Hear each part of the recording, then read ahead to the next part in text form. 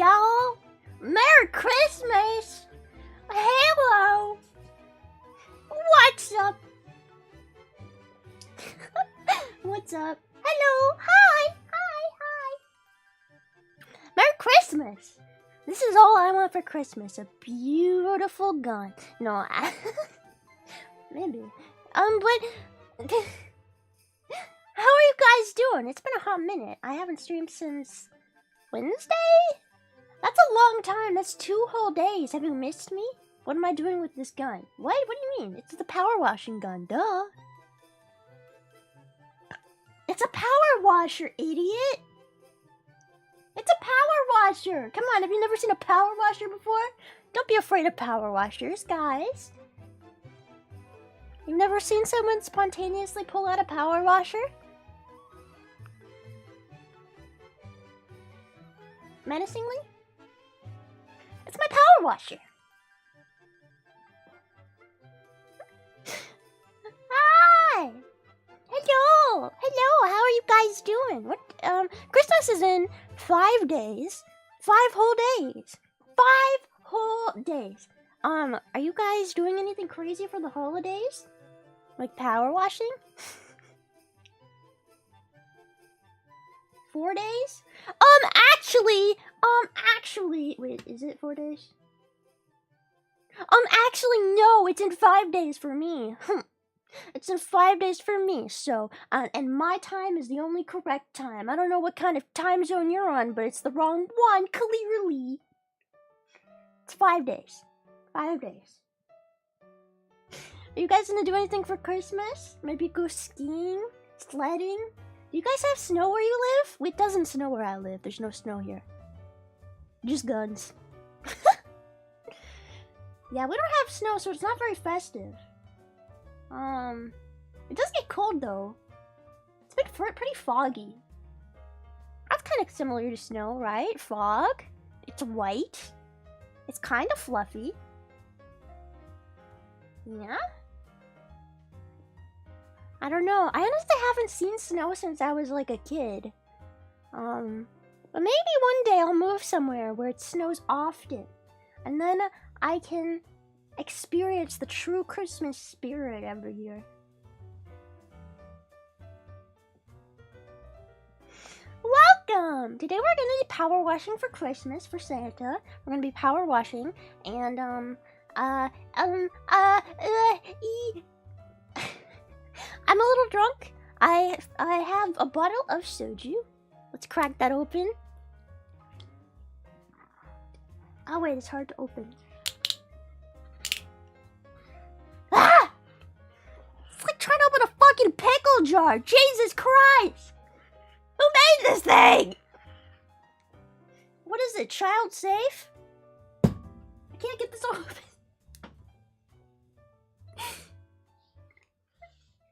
They put like a child safety seal on this. I did it.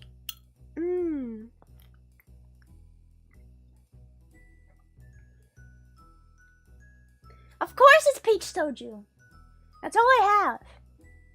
Well, I have like another like $5 Pinot Grigio or whatever the fuck they're called that I got from the same store as I got that rosé from, but I'm afraid of that because the rosé tasted like pickles, so I don't think the Pinot Grigio or whatever the fuck it's called is gonna taste very good either. Do you like my meows? Were any of you at home at today? Did any of you go to home at today? I don't know how many of you guys are Floridians. I'm not. But we had a home ec panel this morning. Everyone was really freaking tired for it. Like, everybody woke up this morning genuinely, and we all, like, the first thing we messaged Discord is like, it should be illegal to wake us up this early. It should be illegal. How dare you? Yeah, so we were all really tired, but we did that, and then apparently also today there was a karaoke concert at home that had some of us in it. I sang in it. I don't know if it was today or not. I think it's today. I think it is. But yeah, so I did karaoke at home at yes, and you'll never guess what song I sang. I sang one of my favorite Christmas songs of all time. And it has to do with Meowth, and that's why he's in this room. Because he's very important. He's integral to the song. Do you guys know the song? Do you know the song? Are you based? Do you know the Pokemon Christmas Bash album? The best Christmas album there ever has been and ever will be? Tell me somebody does. Tell me someone does. Nobody don't like Christmas. It's the time of year that everyone enjoys. It's called Nobody Don't Like Christmas by Meowth. It's really good. I might post the karaoke, if I'm allowed to. I might post it on, my channel, maybe around Christmas, maybe on Christmas Eve, I don't know. If I'm allowed to, because I have a video of it. Maybe I'll post it. Would you guys like that? Would you watch it if I posted my Nobody Don't Like Christmas? Nobody don't like Christmas. I love Meowth. Meowth is so cute and funny, and I love him in Pokemon. I love Team Rocket. When I was a kid, I wanted to be Meowth, and I wanted my parents to be Jesse and James, even though that's a really toxic family dynamic. But you know what? That's what I wanted. That's what I dreamed about. It's true. I really liked Pokemon. I still do.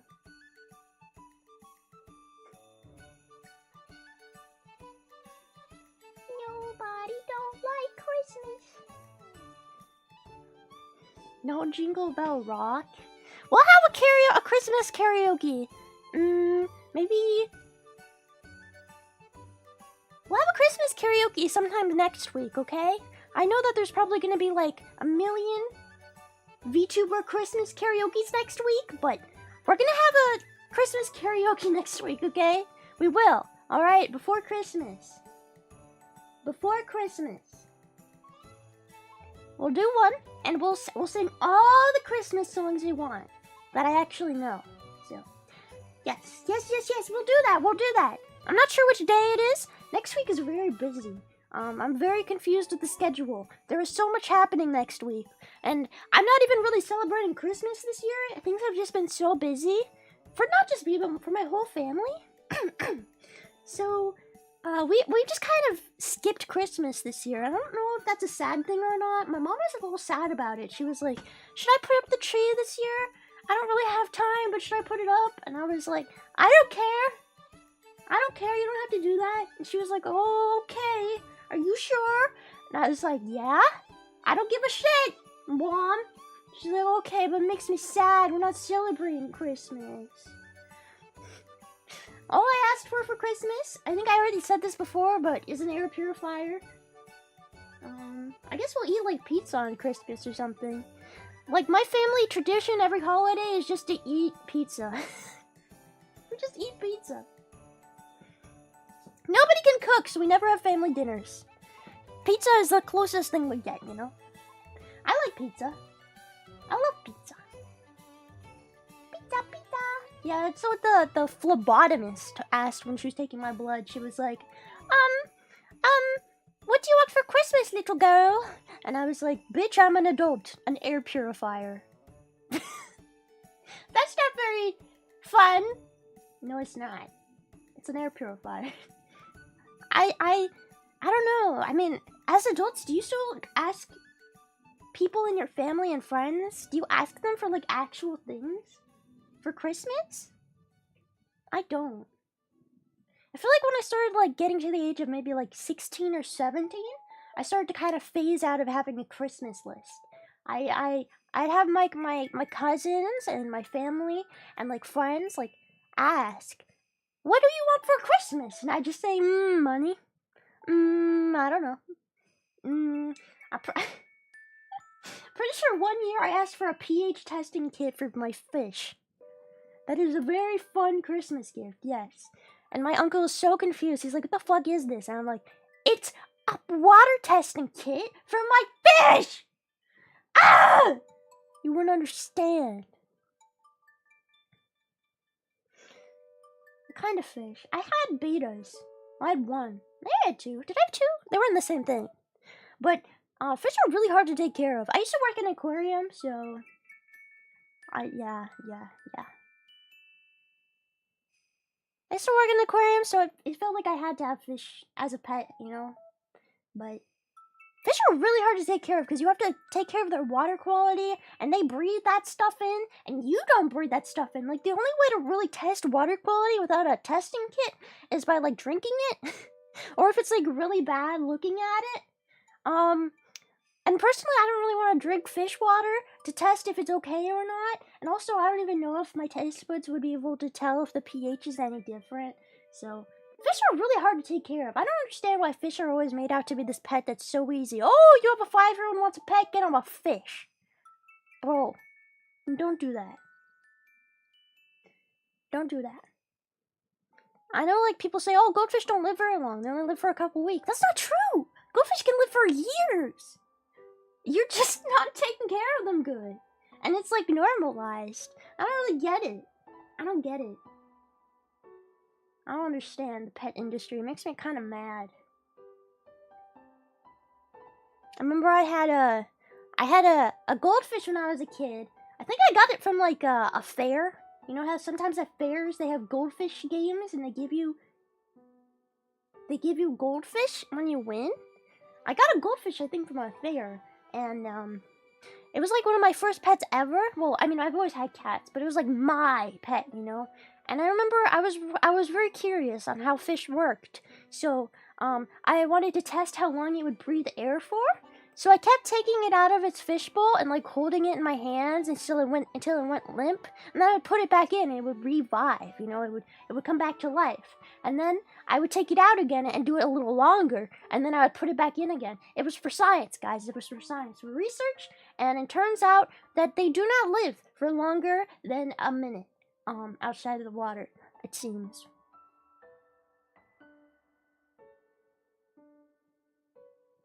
I was like 5, okay? Probably even younger, okay? You can't blame me. I was doing it for research purposes. I wouldn't do this as an adult. I obviously know better now. But I genuinely thought I was discovering something new that nobody had ever found out before. I was like, I wonder, how long can a fish breathe air?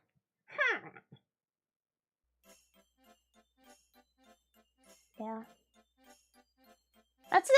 I mean, kids do stupid stuff like that all the time.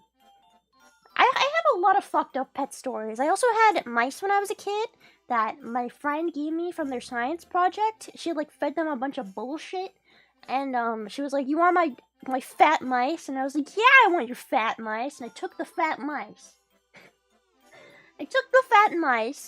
And they lived for quite a while. But then one of them started eating themselves and the other one started inflating overnight, and I don't know why. I know the eating themselves thing is like a sign of depression now, but as a kid I didn't know that. But anyway, so one was started eating themselves, and the other one would inflate overnight and then deflate during the day. Yeah, very strange. I still don't know what that is. I have no idea. It was like it filled up with air. Straight up inflation. I don't know.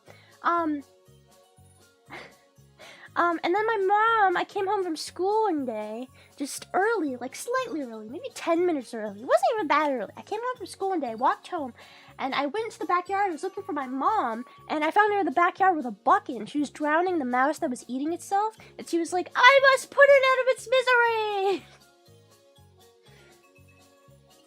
So yeah, one time I came home from school and my mom drowned my mouse.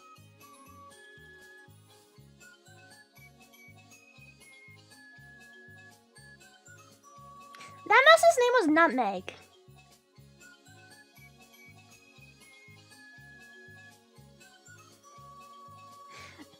I would never do that. First of all, I would never have kids in the first place. But I would never drown someone's fucking mouse. I just don't understand why she thought that was like the correct thing to do. She was like, "Oh, this mouse is eating itself. What should I do? I don't know. Drown it? Yeah! That sounds like a good idea. Yeah! Yeah!"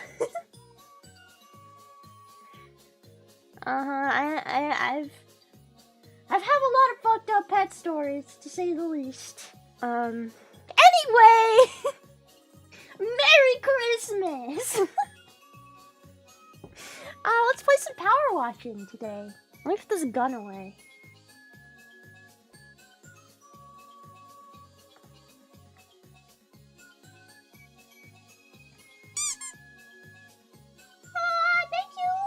Your experiments have inspired me. I will finally do the experiment I've been many... What? 10 hearing aids can someone eat before dying? What? Please don't eat hearing aid batteries. Wait, actually, how big are they? You can probably eat them. I mean, by the size of a hearing aid battery, like, how much damage will it really do to your body? I'm not saying you should eat hearing aid batteries, but, like, they're so small. What could they possibly do? Like, if you ate a full-size battery, on the other hand... That's not good. I have opened up batteries before, and they smell really bad on the inside. That's all I have to say. So that's like tiny. It's tiny. So yeah, it'd probably be fine. You'll probably just poop it out, right? Right? It's like when you eat gum. People always say, "Oh, don't swallow the gum. It's bad for you. Don't swallow the gum. You'll die." And then I swallow the gum anyway, and it comes out fully formed in my poop. And I'm like, whoa, that's my gum! It came out the same way it came in! That's so cool. Epic! Awesome! Wow! I don't like spitting things out. That sounds weird, but I really don't. So, like, when you put gum in my mouth, I'm gonna swallow it. I don't like gum, though, in the first place. It's kinda gross. Alright, power washing! Power washing!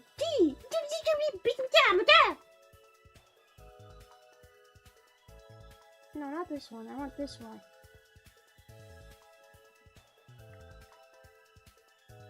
Are you guys ready to power wash some stuff? Do you guys like Power Washing Simulator?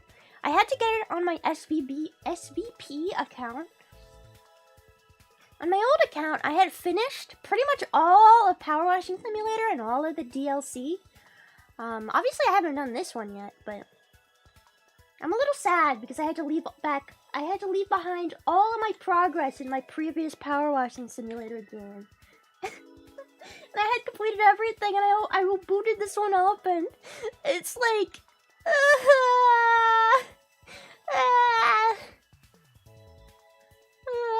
I've lost all my progress.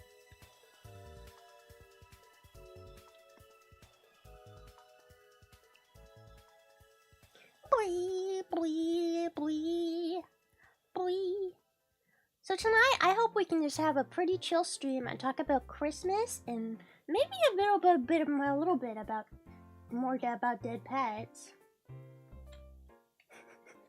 Do you guys have any dead pet stories?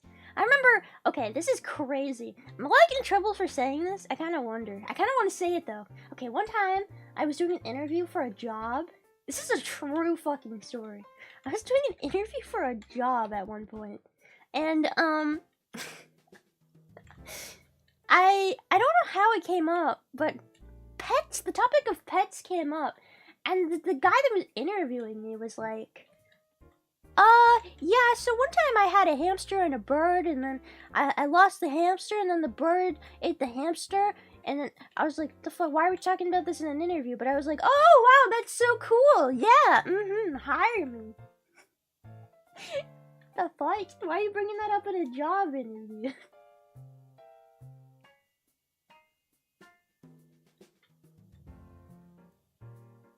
When my pet snail died, it came out of its shell and somehow shriveled up in the water? The fuck? That's crazy. I guess I've never really thought about how snails die. You know when you see snails just kind of sitting there, motionless? I think that's just they're sleeping, right? They're just sleeping when they do that, right? They're like sleeping and then maybe they've dried out a bit and they're just like waiting for the nighttime so that they can get wet again and then you know, move on. But when does the snail die? When, like, obviously if you put salt on it, but we're not doing that. That's evil. don't think I've ever... Well, I've seen snail shells just sitting around. There's this place at a park. I have no idea what the fuck was happening, but there's this park that I walked by, and I just saw, like, a ton of snail shells. Like, empty snail shells. Dried out, empty snail shells. I don't know what they were doing, but there was literally thousands of them. I don't know who was sitting there just eating snails, or what the fuck is happening, if that's like generations of snails and they just like have a graveyard there. I don't understand, but there were so many snail shells. What the fuck is happening? Hermit crabs? I've never had a hermit crab. They're cute though. I feel bad for the painted ones. I don't like it when people paint or like modify pets. I don't like painted turtles or painted hermit crabs. I don't like those fish that they inject paint into. I feel like that's very messed up. Right? It's so sad. Animals don't deserve that. And then the saddest part is, you know, they go to pet stores and like 99% of the time, those fish or hermit crabs or turtles, they're just gonna sit there and die in the pet store. No one's ever even gonna adopt them and give them a better home. And I mean, if you did adopt them, technically you're supporting the terrible pet industry, so it's not better to adopt them. It's like if you're damned if you do and you're damned if you don't. And it just makes me so sad. Capitalism is truly, truly a depressing thing. Truly, truly. Makes me very sad. Overcrowded fish? Yeah. Like I said, the things that make me the saddest, like betas. Betas make me very sad to see. And also the ones that they inject paint into to make them like glow in the dark and stuff. That's a real thing they do.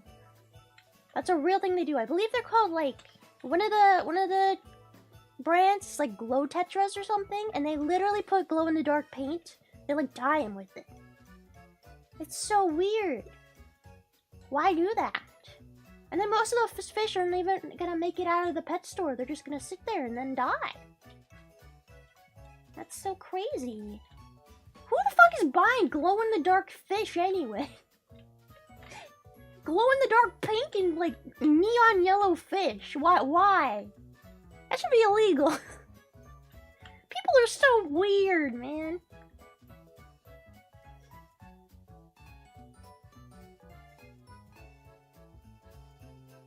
See, I have this terrible habit, because I go to the pet store very often, because I have to feed my tarantulas, and my black widows, and I get the mealworms, right?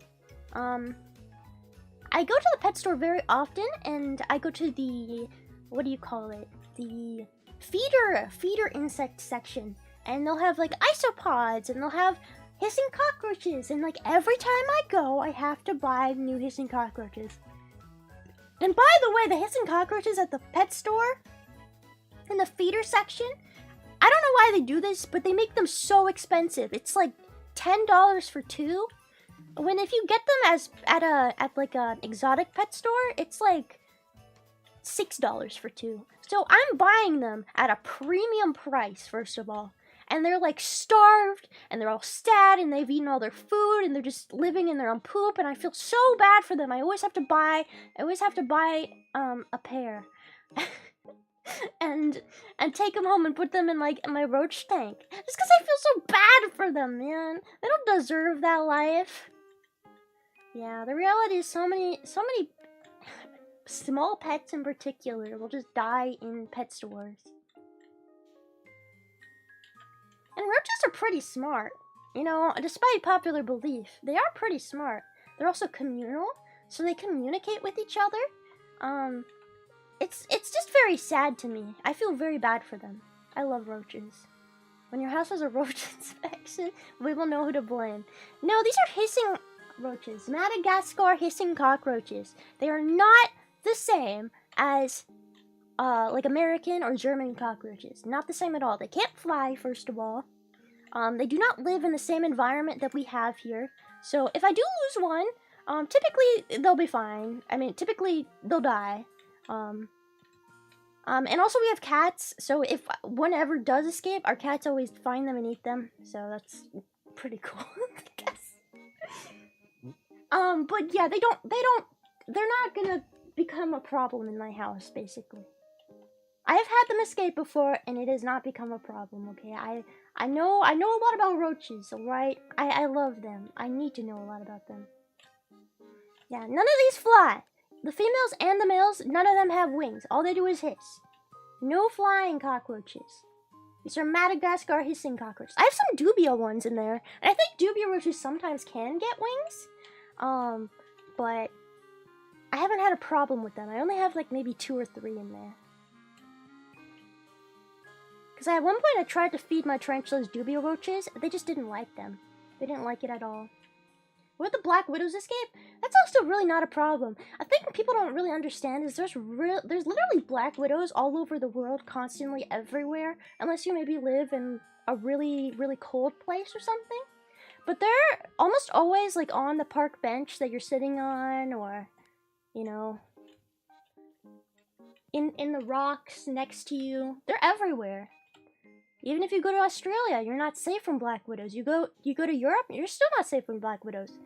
They have so many cousins. We've got redbacks. New Zealand has black widows. What are they called? They have their own name. What are the New Zealand black widows called?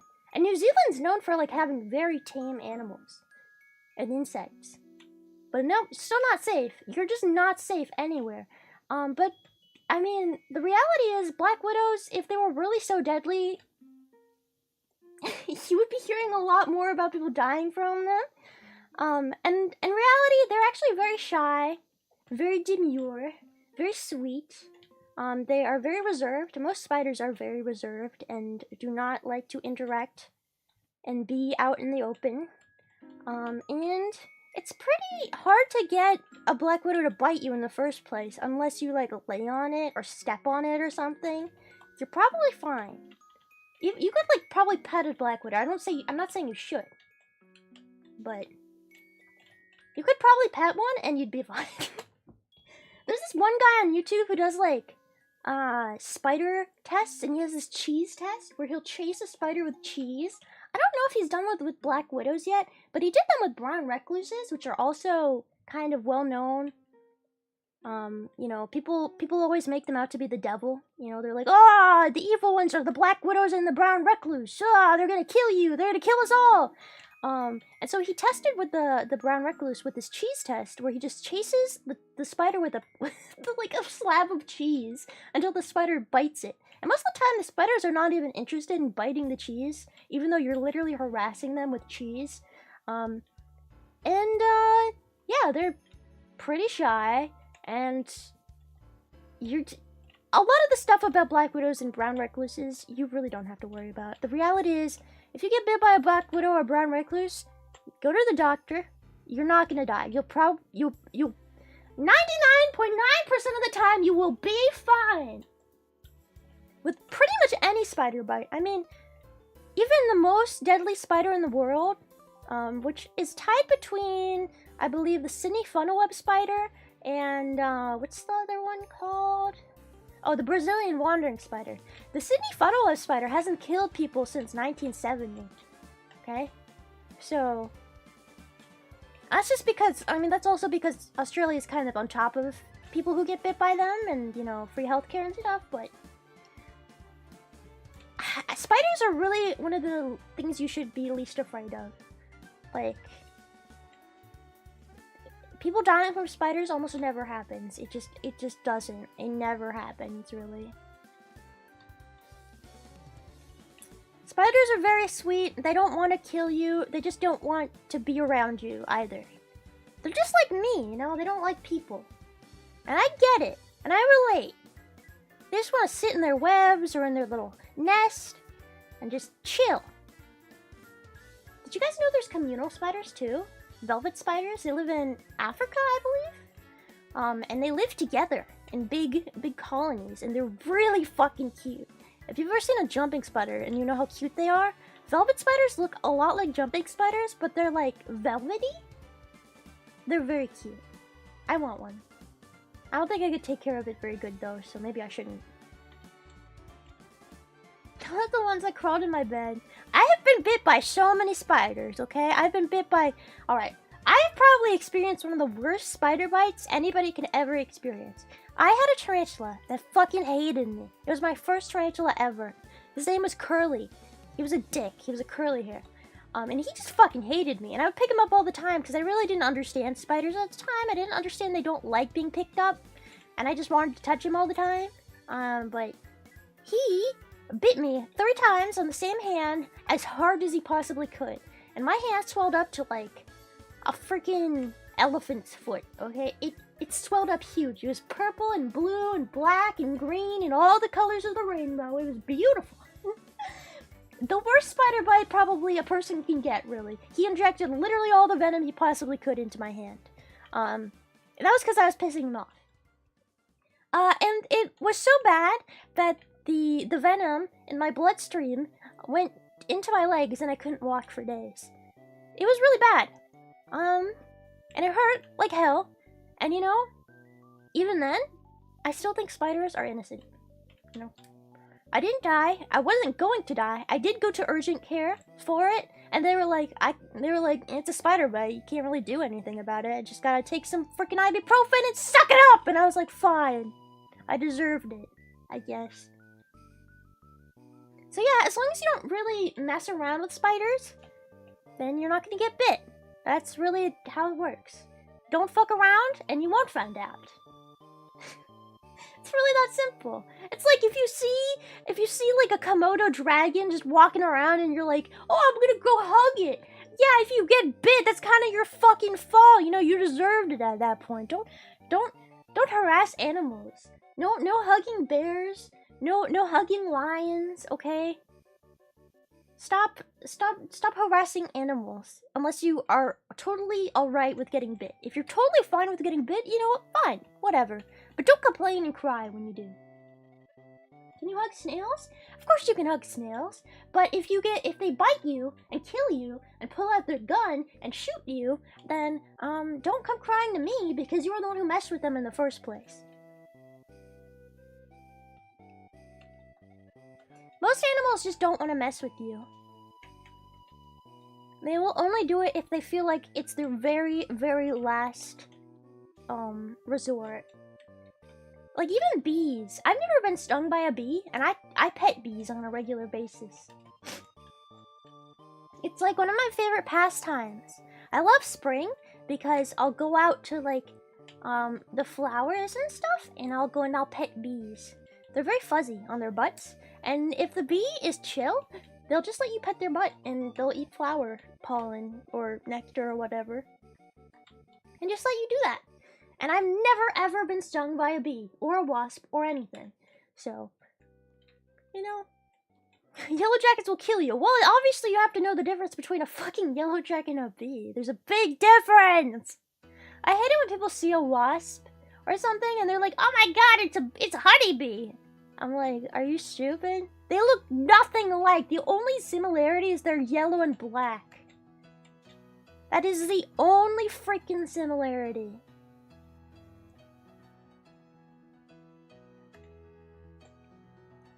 It's a bee! Ah!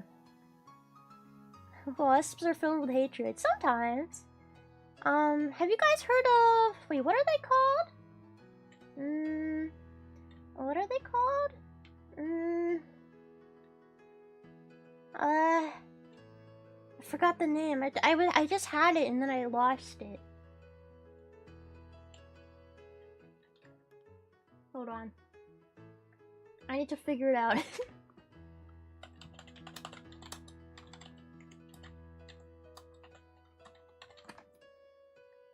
Oh, okay. Ichneumon wasps, yes. Parasitic wasps, parasitoid wasps, ichneumon wasps in particular, they have these giant looking stingers, okay? They have these really long looking stingers. Those are not stingers, those are actually ovipositors, and they can't sting you with it. I mean, they can try and poke you with it, I guess, but they're really used for laying babies in wood and fruits and stuff like that. And they have they can't sting at all. You'll be fine.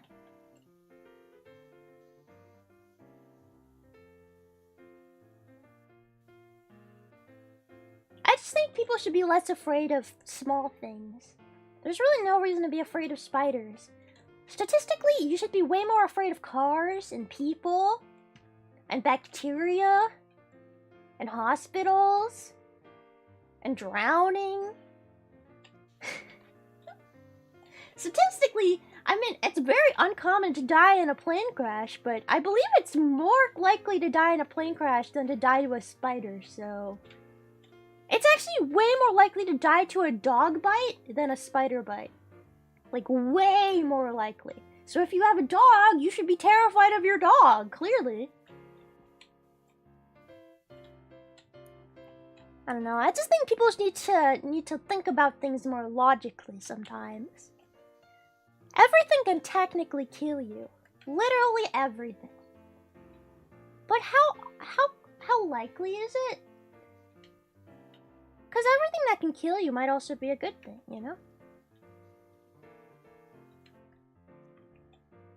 People are also more afraid of getting killed by a shark at a beach.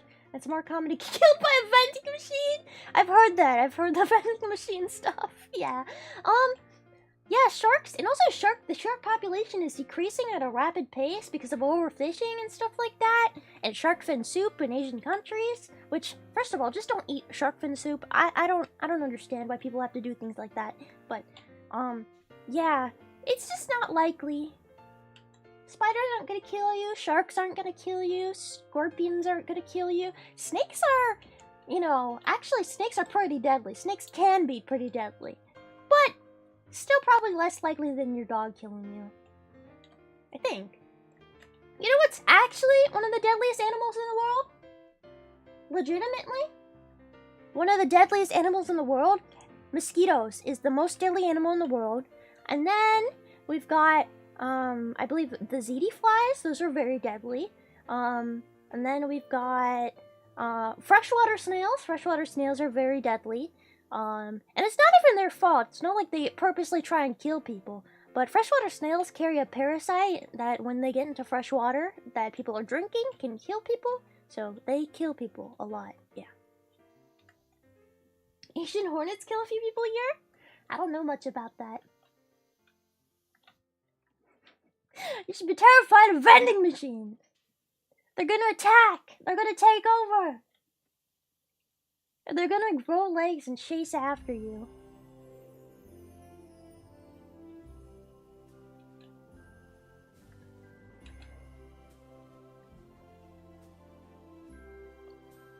I'm not saying it's wrong to be afraid of spiders and stuff, but I'm saying that you're stupid. So. Yeah. Find a better fear. Find a more reasonable fear. Thank you. Thank you. Really, find a better fear. Like sandwiches. Sandwiches are pretty scary.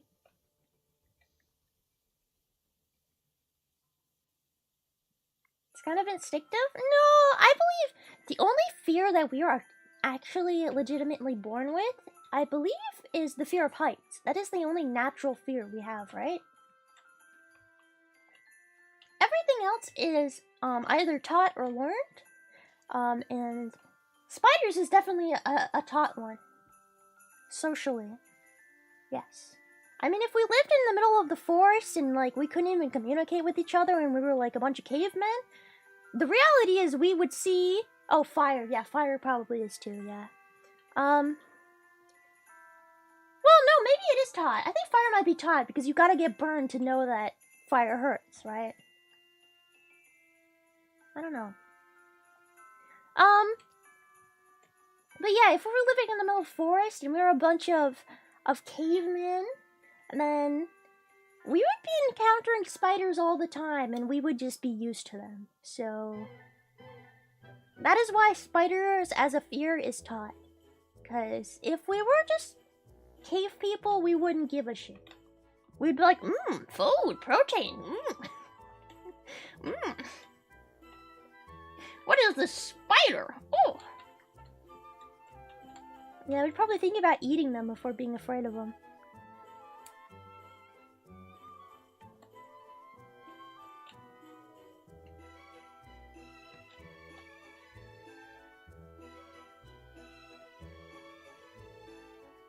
I love power washing so much. Being afraid of power washers is a primal fear. Yeah. Yeah, spiders are actually very helpful. Yeah, they kill other pests. If it weren't for spiders, you'd have a lot more problems in your house. A lot more problems in your house. Spiders are here to solve those problems. Have I ever power washed IRL? I have not, but my neighbors like to pull out their power washer at random points in time during the day, and it is so fucking loud, and I've talked about it before, but they have the world's tiniest fucking backyard. I don't even know what they're power washing, but they'll just power wash randomly. I don't know if it just makes them feel good or if they're trying to piss me off, but they'll just do it right outside my room. It is the worst thing ever. Oh, let me just power wash my 5-foot by 5-foot backyard for 2 hours. Let's go. No, I think they genuinely hate us, and they do some stuff to piss us off. I do think they do sometimes. So my parents did call the police on them at one point, and I think ever since that point in time, they just have a hatred towards us. And they just want to annoy us.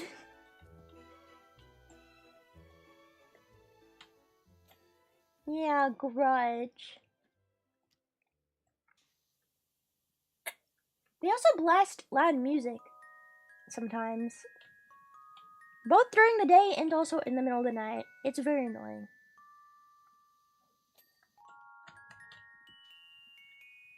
I'm a very sensitive person to loud things, so it really drives me crazy, especially when they have the bass up really loud to where it like shakes the house. I hate that so much. I hate that. It makes me panic. It really makes me panic. I don't even know why. You know that fear? Have you ever like fallen asleep?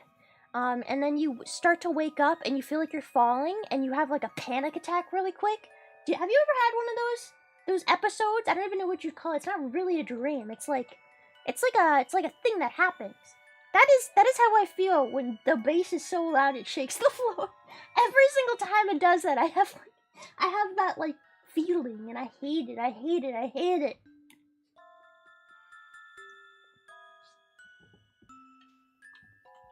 It really freaks me out.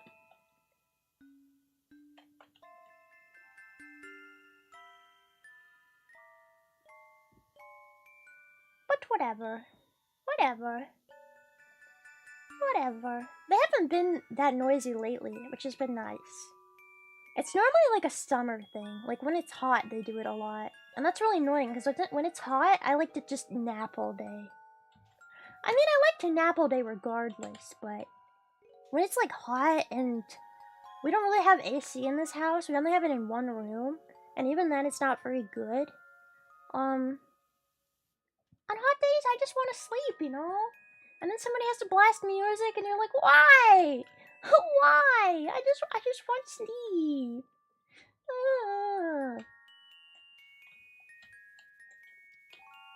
I wish we like had like the thing they do in Spain where they have daily naps. Do they still do that in Spain? What is that called? Siestas? They have like a time period in Spain, right? That they like take naps. And everybody's quiet and takes naps. And it's like in the afternoon. I wish we had that.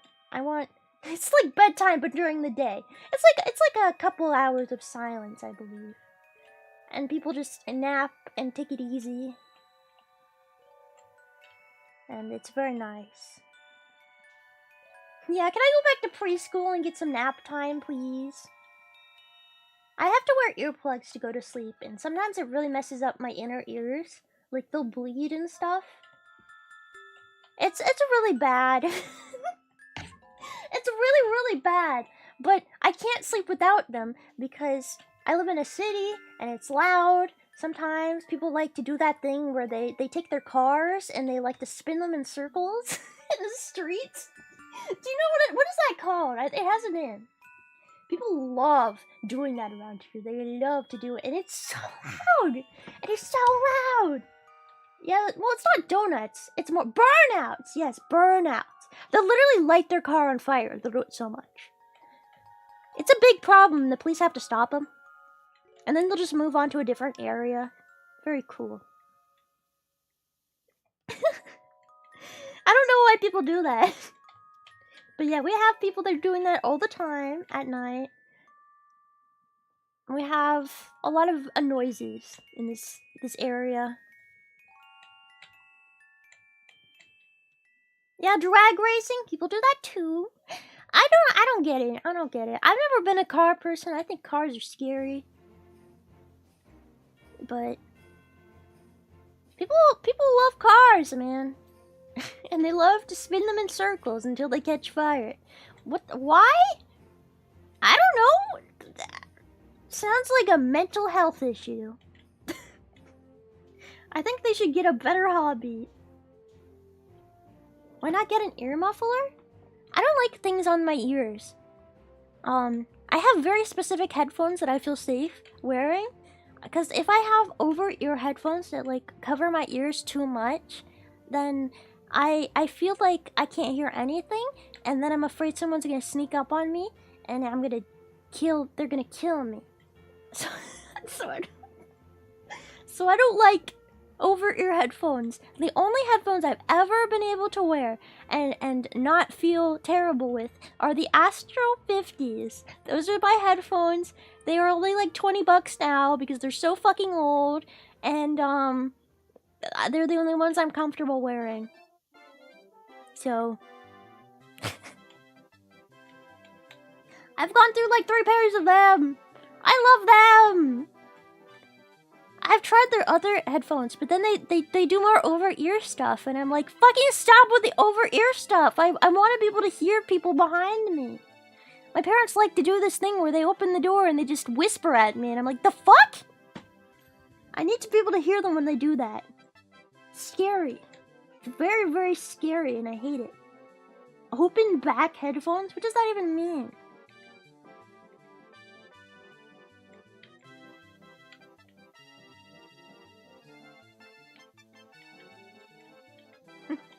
Dinner's ready.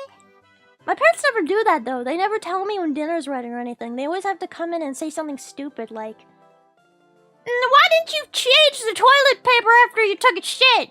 Like, what? I'm like, what? You really had to barge into my room to ask me this? I'm sorry. Why couldn't you tell me this later? I'm busy. Something my mom broke into my room today to say. She was like, why didn't you change the toilet paper? I don't know. I normally fucking do, but the one time I don't, you're gonna yell at me? Oh.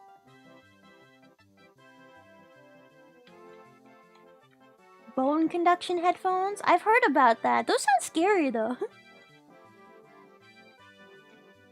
Those sound very scary. I do feel a little bit of safety with having headphones on my head, you know? It does feel kind of safe.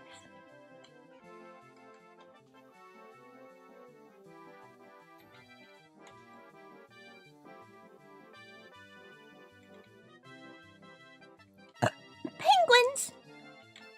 Oh wait, these are skating aids? Skating aids? Have you guys ever gone ice skating before? Sometimes in my city they would get like ice rinks like this. They wouldn't have all this shit in the middle, that's annoying. It would just be a big ice rink and they would give you like little penguin skaters, yeah. When I was a kid. And I would always fall over and break my head open. It was really fun. The first time I ever broke a bone, actually wait, the only time no, I've broken my toe too. Well, the first time I broke a bone badly was from ice skating. I was at an ice skating rink and I couldn't stop. I was skating so fast towards the wall and I had to stop myself with my hands and one of my fingers went all the way the wrong way and it was super fun. And it just And I remember I was hanging out with a friend, and I was like, it's not a big deal. I don't need to go to the hospital. Let's still hang out. It's fine. I'm fine with this. This is alright. I didn't go to the doctor. I had a doctor's appointment the next day for something completely unrelated. And they were like, oh yeah, you fucking broke that. And I was like, well, shit. Honestly, a broken bone did not hurt as much as I thought it would, though. But I'm pretty sure I also broke my toe when I was younger, and my parents just refused to care. So, that's cool.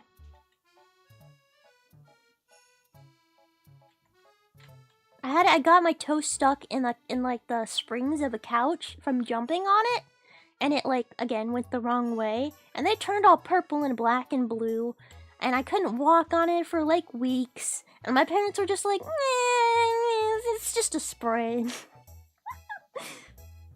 So I'm pretty sure I have broken another bone before, but it was not addressed at all whatsoever. So that's cool. That's awesome.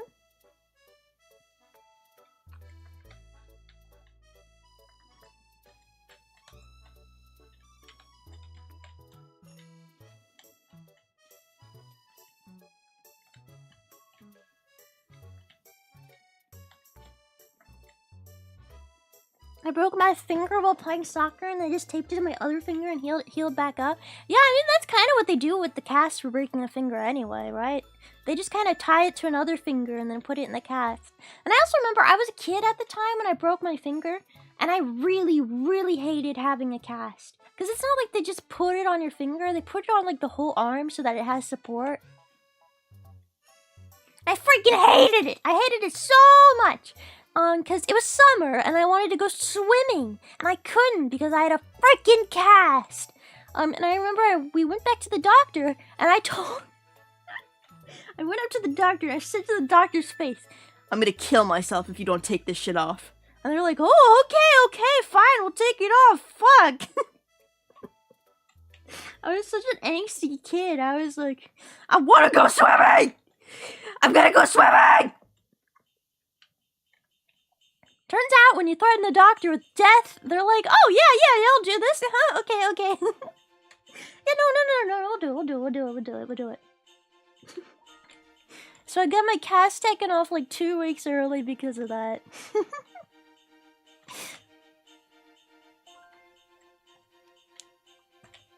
I was a very angsty kid. I was emo in like middle school, and I don't know, I don't know, I was a kid, I was a child.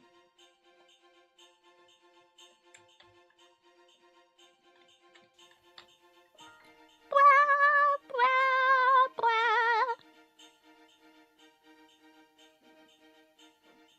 My roaches aren't black. Well, some of my roaches are black. Some of my roaches are black, and then some of them are like orange. Orangey brown. That's like the two colors they come in. Orangey brown and black. They're very cute. I love roaches. The only thing I don't like about roaches is I'm kind of allergic to them. It's a normal thing. I believe, I'm not sure exactly what it is that I'm allergic to, but it's a normal thing. I think it's their piss or something. I don't know, but it's normal to have allergies to roaches. I remember I had really bad allergies a couple months ago, and my mom was like, you know, it might be your roaches. I looked it up, and the roaches have, like, they secrete something, and it makes people really allergic. And I was like, fuck you, Mom! I'm not getting rid of my roaches! I'll just die! I'll just die! Am I also allergic to coffee? No, I'm not allergic to coffee. It just makes me shit. It makes my stomach hurt, and I don't like it. It's too acidic, and it makes me poop, and it makes me... I don't like it. It puts me into pain. I don't like.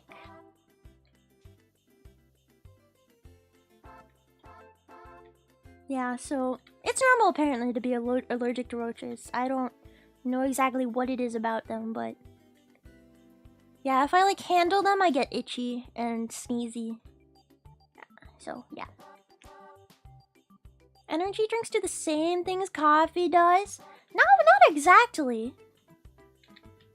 The thing about coffee is it also makes you very dehydrated because it's so acidic, and it's also not really...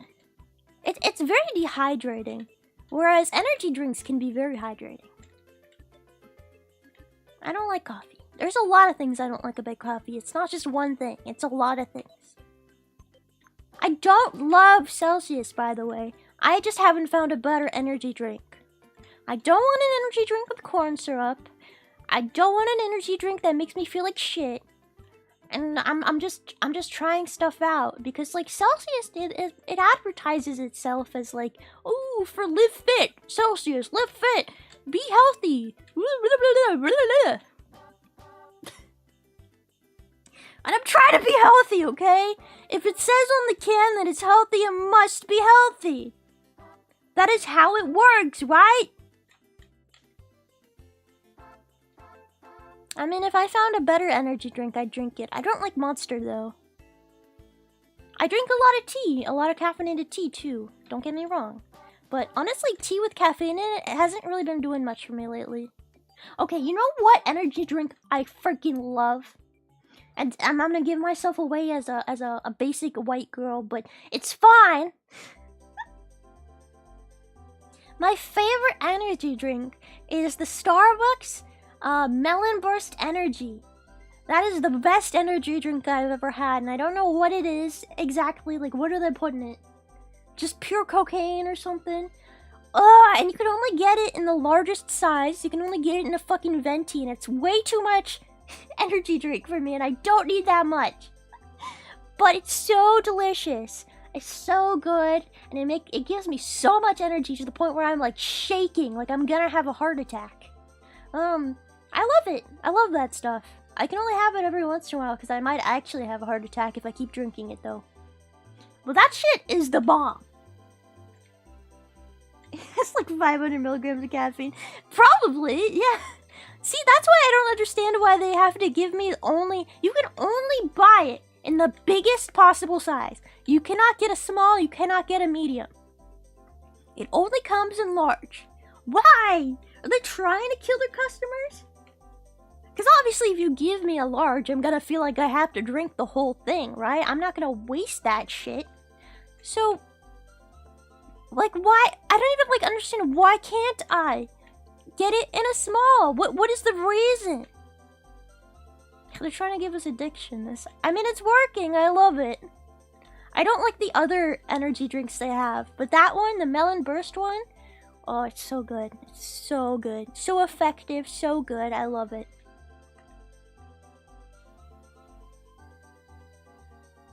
Drink a Four Loko?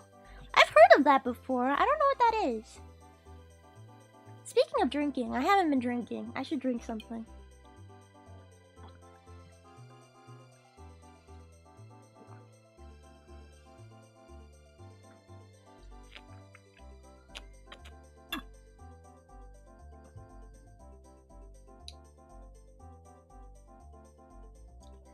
God, the peach soju is so sweet, it almost makes me gag. Like, I love it, but at the same time, it's so sickly sweet. And the other flavors that aren't peach are even worse. It's good. I don't like a lot of alcohols. This one tastes good, but it also is so sweet. I love it. Unflavored soju is pretty good. Now, unflavored soju just kind of tastes like... It tastes like, you're drinking, what's it called? Straight ethanol. Like, you went to the doctor's and you just opened up, like, their bottle of ethanol and you just took a swig. That's what unflavored soju tastes like to me. I hate it. Mmm, delicious. Mmm. Bruh.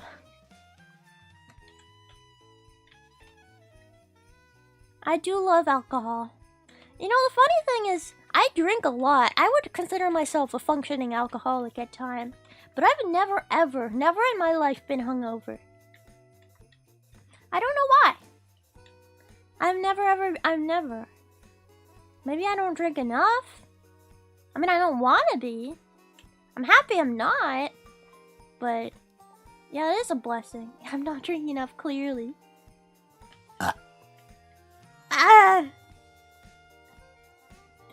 No, I don't know why. I mean, I am an avid water drinker. I drink, like, at least 2 gallons of water a day. And I don't know why I drink so much water. I just love water. It is so delicious. I love water. Oh my god, waking up in the morning and just drinking a nice cold glass of water is so delicious. It like turns on your brain. I pee a lot. I drink a lot of water.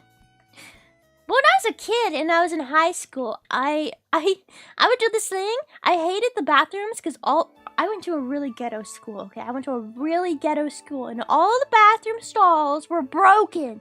The doors wouldn't lock, or there was no door at all, or it was crooked and you could see the person peeing. It was horrible. All the mirrors were broken, there was never soap, and the sinks were always broken.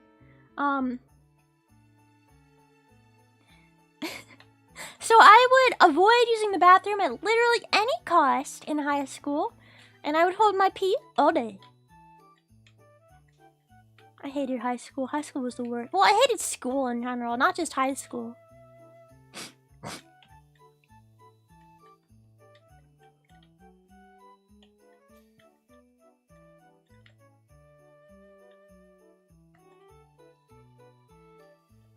I will admit I am not the healthiest person in the world, okay? I will admit. But at the same time, I can't imagine... I don't like exercising, I don't like vegetables, so I'll just live like this, it's fine. The water balances out the cheese.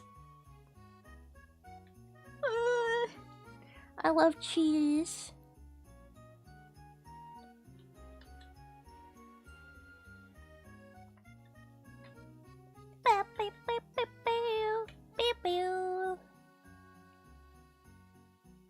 Yeah, I don't really like vegetables.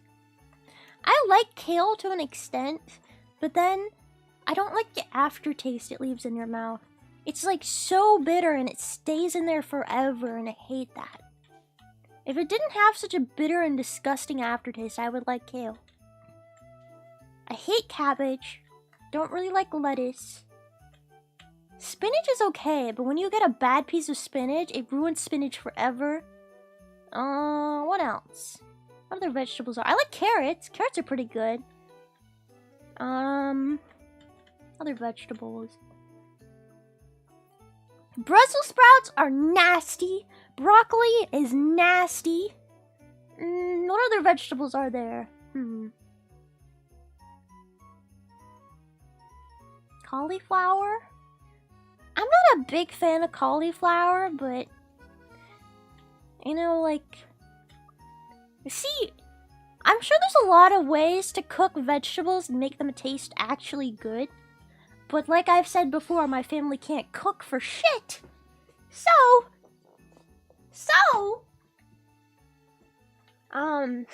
I just end up not eating vegetables ever. Like, sometimes I'll get a poke bowl or something, or I'll go to, like, a Korean place, and they'll put vegetables and stuff, and I'll eat the vegetables just fine. They taste delicious then. I love vegetables in that case. But just eating raw vegetables and or what my parents cook with vegetables is disgusting, and I hate it, and I hate my life.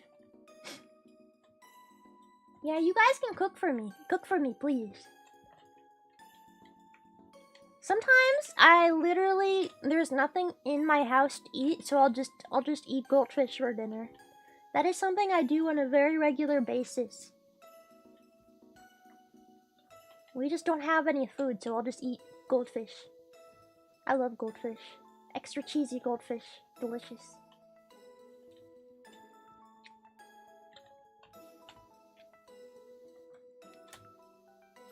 I mean, my mom doesn't like any of the stuff that my dad likes, and I don't like anything my mom likes, and I don't like what my dad likes either, and my dad doesn't like anything I like, and my mom doesn't like anything I like, and I don't like anything my dad likes.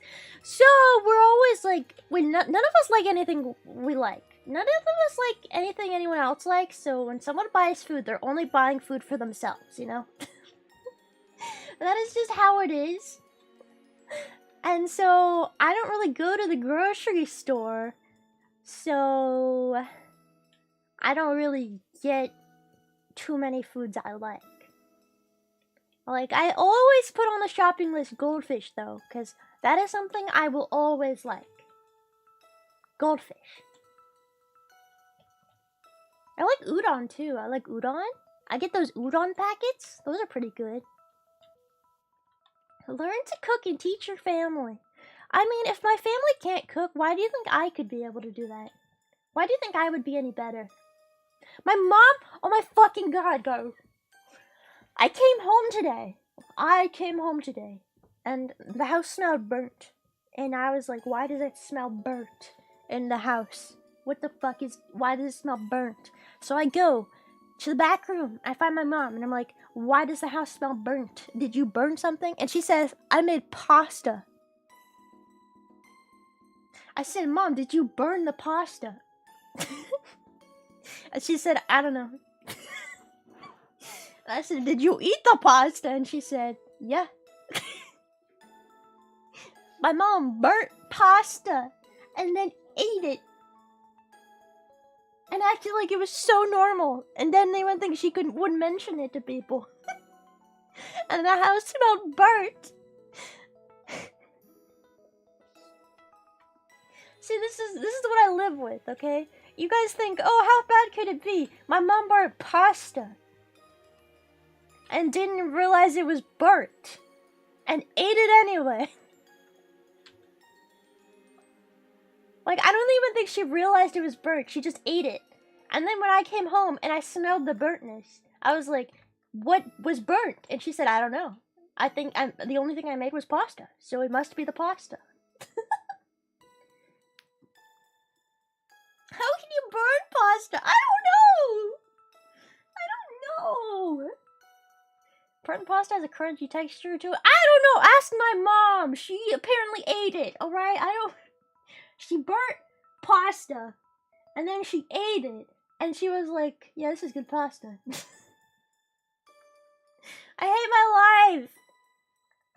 I hate my stupid snail life so much.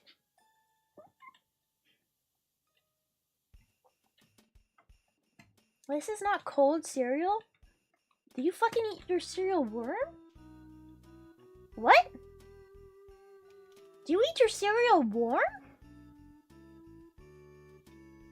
I'm sorry, do you eat your cereal warm? What is there, do you not eat cereal cold? I thought cereal was supposed to be cold, guys.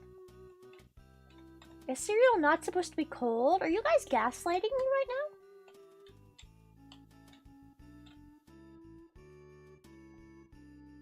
I'm pretty sure cereal is supposed to be cold.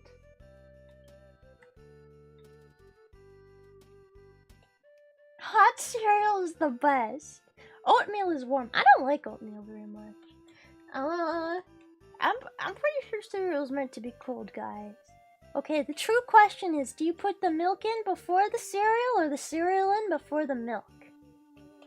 That is the true question here. Boil the milk and then add the cereal. Yeah, right, You're basically making soup at that point. I put the bowl in after the milk and then the cereal. Oh yeah, that makes sense. The bowl comes last. Got it. Sometimes I do like crunchy, dry cereal. I will agree with that. Sometimes I just like to snack on Raisin Bran.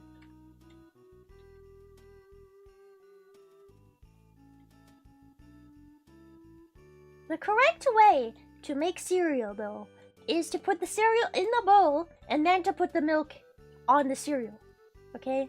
If you do it any other way, you're disgusting. And you need help.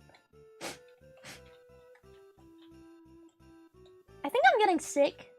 I don't know why. I do think I know actually why. I talked about it a little bit before, but I went to the hospital to get some tests done. And every time I go to the hospital, pretty much without fail, I almost always come back sick. Like, I catch everything.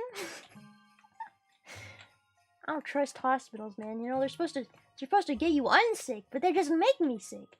And I think I have like some kind of cold or something coming on because I went there. And I'm mad. Compromise. Yeah, I don't know. I'm not really sure what's up with my health problems right now. I don't know why I had that news stream the other day and I was in so much pain. I really don't.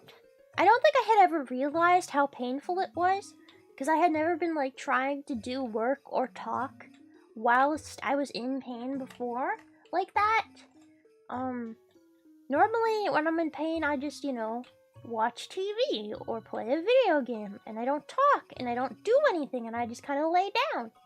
But while streaming, I think I realized how bad it actually was. And I realized I had to do something about it. I don't know what the problem is still, but hopefully I'll know soon. Hopefully I'll know soon. It's a flag for early retirement. I don't plan on dying anytime soon. I think I'll be fine. I think I'll be fine. Just grabbed a pin so I could help. I don't know, it was just very painful. It felt like someone was stabbing me, like genuinely. It felt like someone was stabbing me in the gut over and over and over again. And just twisting a knife. It was really bad. You know, I would think it would be appendicitis if it wasn't for the fact that it was not where an appendix is in a human's body. So...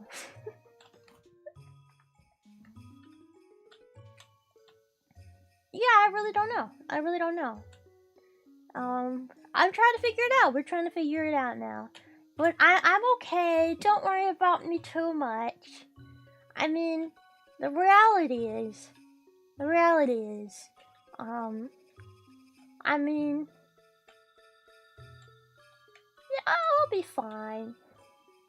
What doesn't kill you makes you stronger, right? That's what they say. That's what they say. Might be gallstones? God, I hope it's not kidney stones or gallstones. I've heard kidney stones are freaking terrifying. I never want a kidney stone. I don't think I'm prone to kidney stones. Nobody in my family has ever had a kidney stone. But from what I've heard from friends and stuff who have had kidney stones, it is worse than giving birth. And I do not want kidney stones! That being said, I don't, like, drink soda or like, lots of salt. So I don't think I'm gonna get a kidney stone. I don't think it's that.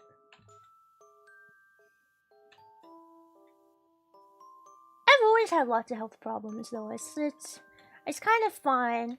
You know, I've kind of come to, like, the realization in my life that I'm probably never gonna get, like, a normal job or be able to function like a regular human. Not only because of health problems, but also because I'm just so introverted and terrified of people and going outside and all that. I'm just gonna be a shut-in for life. So I really feel like I've gotta dedicate myself to trying as hard as possible to make something of myself online. To make it worthwhile. Like, to make my life worthwhile, you know? That's really how I feel. Cause you know, I've tried to go to school and get a degree in something, but school is just too scary for me. And I'm just too much of an anxious person, and I can't deal with people. And I can't get a real job. So, yeah, I've pretty much just kind of decided with my life to be like, you know, if I can't do any other things normal people can do, then I better as fucking hell be really, really good at what I actually can do, you know? I better be entertaining. I better make people like me, you know? I better do that. Because if I don't do that, well, then what is worth living for, you know? If people don't love me, if I'm not good at something, what's the point, you know? I'm a little drunk.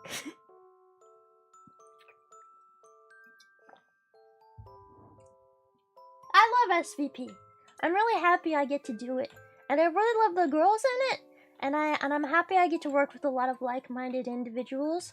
Especially because in the past, I've kind of struggled with, you know, not just being an introvert, but just not being able to go outside and stuff like that a lot, all by myself, and there's really no one to talk to when you're alone and dealing with that, and it's very isolating.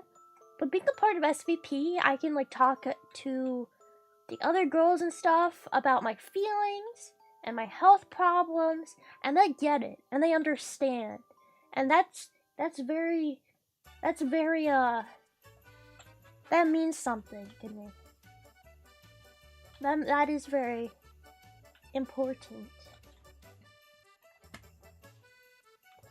Because I feel like I'm never really gonna make friends, since I'm never gonna have a job in real life. I'm never gonna have coworker friends, so I'm just really happy I get to be with the girls I get to be around. Yeah. I'm sorry, I'm making myself sad. Holy shit, stop it, stop it, stop! Stop! Stop it! I really hope we can make SVP work out. That's all I'm saying. Everybody in SVP really deserves it. Everybody is a really hard worker, and everyone's got really talented and has hidden talents that you probably don't even know about yet. And honestly, everybody's very deserving. So, I hope it all works out. I really do.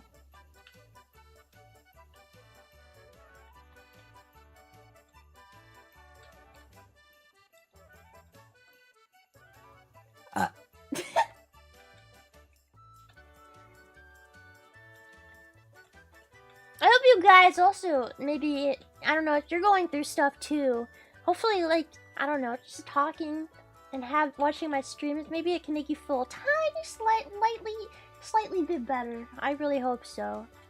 I don't know. I don't know. I don't know, maybe, hopefully. I don't know. I know what it's like to be an antisocial person. I know it's what it's like to have people constantly be like, oh, you'll make friends one day. Oh, things will get better one day. Everything will be fine one day. This too will pass, and all that good stuff. And to sit there and be like, okay, yeah, I want to believe you, but deep down I know you're lying to me to try and make me feel better. And yeah, I never really got to make those friends in school, and things never really got okay, but it is life. Tis life, and it is unfair, and it stinks. And it smells really bad.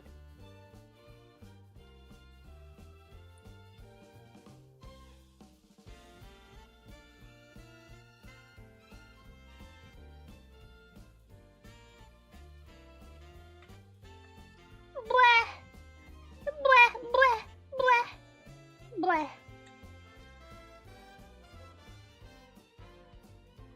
Yeah, and you guys know you're not alone. I mean, the world is vast. The world has so many people in it, and as much as I hate people, and I think if I didn't have the internet and I didn't make content and stuff like that, I feel like I wouldn't be here. So I'm very grateful for the internet and being able to reach people all across the world. That makes me very, very happy. More than anything, you know? I can't imagine being, like, born in, like, I don't freaking know, in the 1910s and not having fucking Discord? Can you imagine? Ugh! I would just die on the spot. What do they do in their pastime? They don't have video games? What do they do, just kick sticks around the backyard? That sounds awful. How did kids live back then? There's plenty of Discord in the 1910s. That's a different kind of Discord. That's more like Discord. I'm howling at the boat. I guess they could play with bugs. I love bugs. And I'm also really happy that online I'm able to talk about how much I love bugs. Because I remember one of the big things that I always hated in school, especially when I was younger in elementary school and stuff. In fact, I stopped liking bugs for a really long time because people would make fun of me. They would call me weird, and they would say I was gross and stuff like that because I liked bugs, and I would get mad when they would smash bugs and spiders. I remember that. And god damn it, I keep missing that jump. I need to get a ladder. But you know, online, there's just a lot more people you can reach. The people who don't like bugs and are genuinely disgusted by them, they can fuck off and do their own thing. But the people who want to hear about them, they can stay. You know? And that's very nice. That's very nice. It's very nice. Yeah, I got made fun of a lot in school, especially when I was younger, and I just like didn't even understand why. I was just like, I'm just being me. I'm just saying things I like, and everybody hates me, and I don't get it. I don't get it. Why does everybody say ew to bugs? Why? Bugs are cool. I also think that people would be a lot more like likely to like insects and spiders and stuff if they were simply more educated on them. Simply a lot more education, and they would feel better about them. Again, I feel like part of the reason people are so fearful of spiders and bugs is not because they're actually dangerous or gross or disgusting, but because socially we have like a stigma that they are gross and scary and disgusting and creepy. I mean, we literally call them creepy crawlies.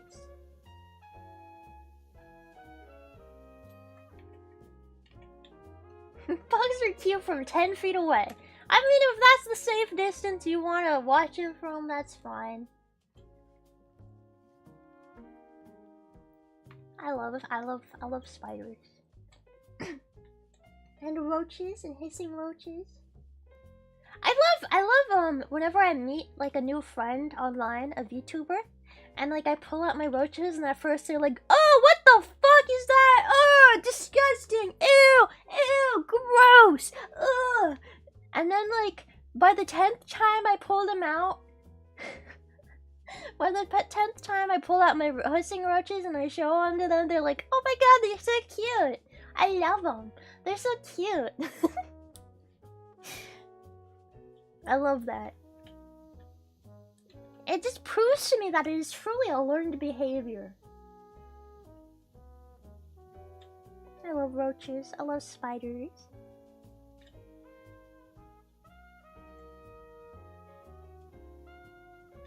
Huh? I live with no anxiety. I feel jealous of being scared of stuff like you. I mean, I feel like you should feel happy that you have no anxiety. That sounds very freeing. I remember I got, when I was in middle school, I got diagnosed with chronic migraines. And nobody in my family had ever had chronic migraines. And so we were like, why the fuck do I have chronic migraines? This makes no sense. Because typically it's genetic. There are other reasons it can happen, but typically chronic migraines are genetic. But anyway, in middle school I got them. And I went to the doctor, the brain doctor, and I was like, what the fuck is happening? And the brain doctor said to me, to my face, well, if you get rid of your anxiety, I think it'll get rid of the headaches, the migraines. And I'm like, bitch! Get rid of the anxiety? Well, if I could, I would. But that's not happening. It doesn't matter how many drugs you give me. It doesn't matter what I do. Yeah, just stop being afraid of things. Oh yeah, that'll fix everything. Well, what? My mom was so mad at that doctor. She was like, what the fuck? Can't just tell a 12-year-old to stop being afraid of shit and stop having anxiety. I mean, like first of all, I was 12. And kids are like, or at least in middle school, like teenagers, tweens and teenagers are a lot more anxious than I feel like other people. And then on the top of that, I'm already a very anxious person. Just for the brain doctor to say that to me, I'm like, what the fuck? Oh yeah, get rid of your anxiety, it'll get rid of your migraines. Oh yeah, well fuck you too, mister. Fine. Yeah. Why is life like that? Have you tried not being anxious? Yeah, just take some like lavender essential oil. Drink some orange peel oil. Maybe a little bit of vanilla every morning, or maybe some apple cider vinegar. Put that in your water. Yeah, that'll fix everything, okay? Yeah. Yeah, alright. Yeah, right. Yeah, right. Oh, Yui was here? Hi, Yui. Are you still here? Just drink water and sleep better. Yeah, get better sleep. I know you're like up all night because you're freaking out, but go to sleep better. Idiot. Fix it. Fix yourself. Hi, Yui. Hi. I saw your cookies today. They were delicious. I wanted to eat them. I want cookies so bad.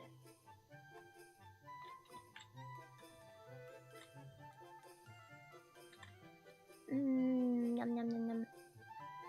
Pickle brine is actually good for hydration? Is it? I feel like the salt would be really bad for you, right?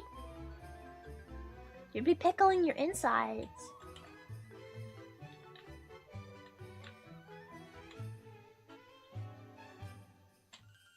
Personally, I do want to pickle my insides though. That sounds delightful. I love pickles! So if I pickle my insides, then my life will be better, right? Because pickles are delicious. I mean, technically, like, what they do at morgues and, like, funeral homes, aren't they technically, like, pickling the people? They pickle them so that they don't go bad, right? I've been diagnosed with pickled.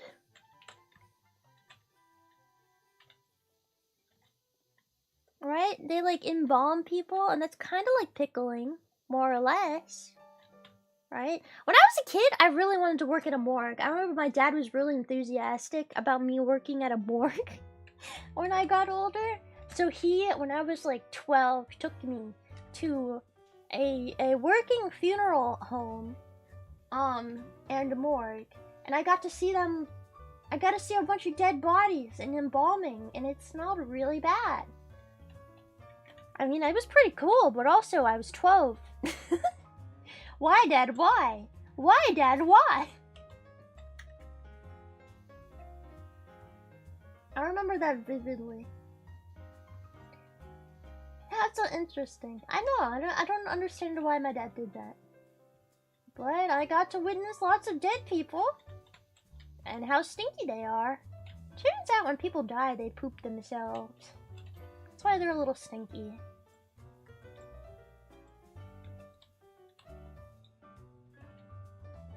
I mean, dead people are easier to deal with than live people, in my opinion. The only sad thing about dead people is they can't cook for you. So, that's what I don't like about dead people. But other than that, they're really easy to talk to. They're really, really easy to talk to. So, I prefer them.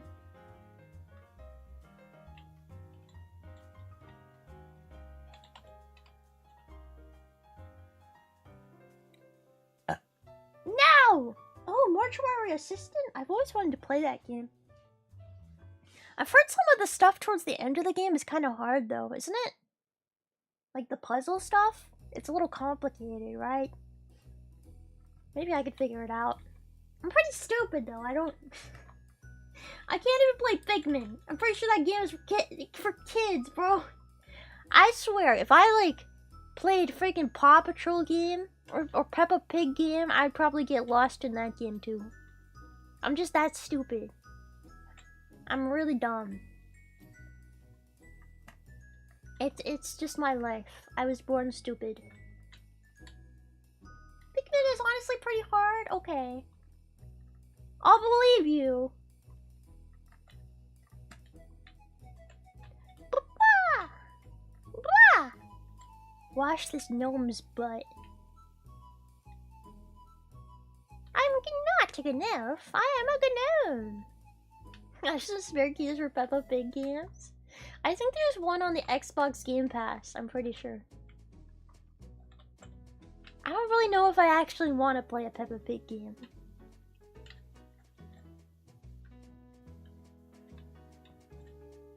I would rather play like Freddy Fish or I'd rather play Putt Putt or something.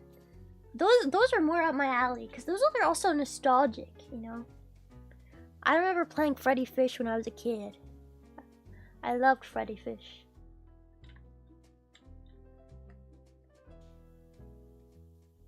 Not Freddy Fazbear, Freddy Fish. And the secret lost kelps or something? Yeah, Freddy Fish! There's Putt-Putt and there's Pajama Sam. We can play I Spy Spooky Mansion. I've never played Spy Fox. Yui, will you play Freddy Fish with me? We could play Freddy Fish together.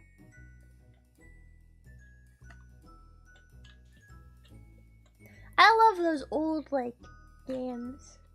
For the PC. What are they called?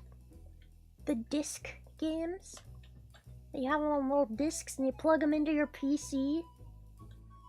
And then they go, and that's how you know it's working. I loved it. I loved that as a kid. CD-ROM! Yeah! I remember I had them on the little DVDs as a kid. I also had a Hello Kitty one.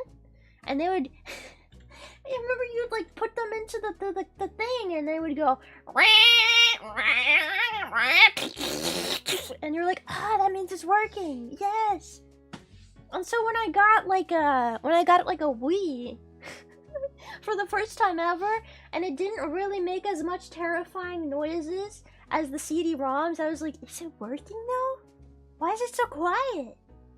Why is it quiet? Shouldn't it be making noise? Does that mean it's working? Yeah, it's making like dial-up sounds. And like the game would stutter, and also the disc would make like a stuttering noise too. The thing is, I'm not actually that old, but my parents never let me have new things growing up. So they would always buy stuff that was like at least 2 to 5 years out of date. We had like a box computer PC and a box TV, whatever you call the TV. And VHS tapes for the longest time when I was a kid.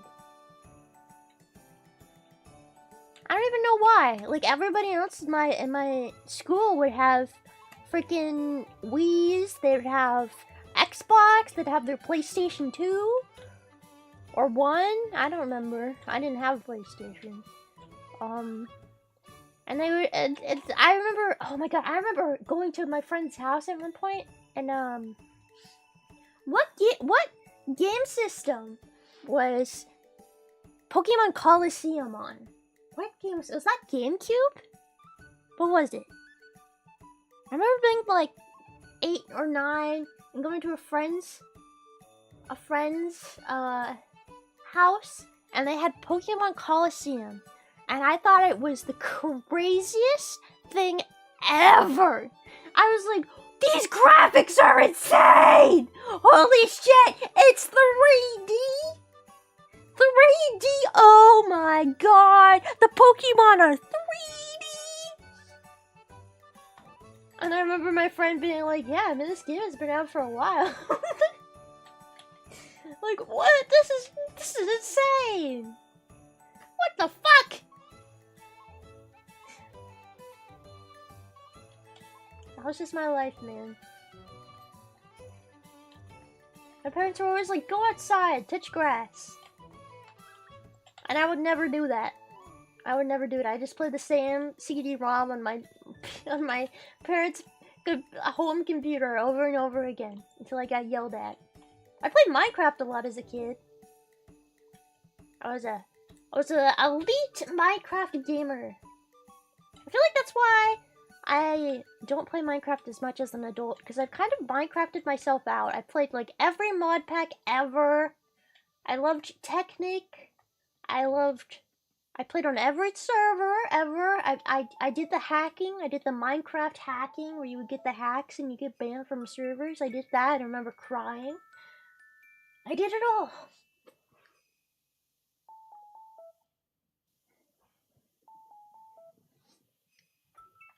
I did it all.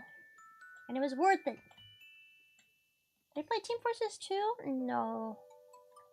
I don't think I discovered like Steam and Valve games until I was like 16 or something.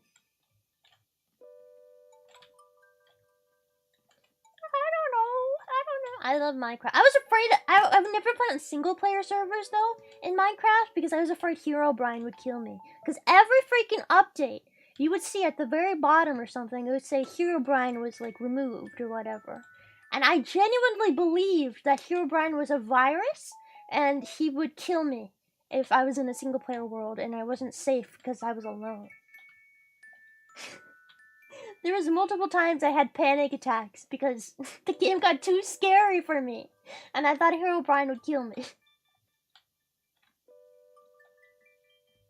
Did you play Rayman? I played it a little bit when I had a Wii. But again, by that point, it was like way old. Did you ever try building the pyramids meant to summon him? I didn't know about any of like the YouTube creepypasta stuff for Herobrine. Like, I think I watched a couple of them, but I was really scared. I was so convinced. SCP stuff, Herobrine stuff, all that stuff, I believed it as a kid. I really believed it. I would watch those alien videos with, like, the 3D aliens doing, like, the Fortnite dances. Just over, like, a landscape of New York, and I'd be like, holy shit, there's aliens! Those are real, we're gonna die! There's aliens! I would be terrified. I remember I would show them to my dad, and he would be like, I don't think these are real. And I would be like, yes they are! What do you mean? That alien is clearly doing a Fortnite dance. This was before Fortnite, obviously, but... That's definitely the Kraken. That is definitely a ghost on that camera. That is definitely an alien.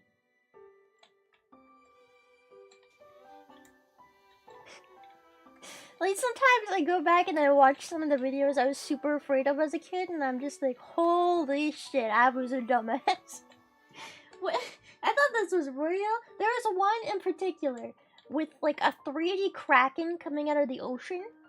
I really believed that one was real. I really believed it was real. It was so fake, but I was convinced. Videos of goblins running around and stuff. I really like the Kraken videos. The Kraken videos are like my favorites. I wanted to believe the Kraken was real. I don't know why.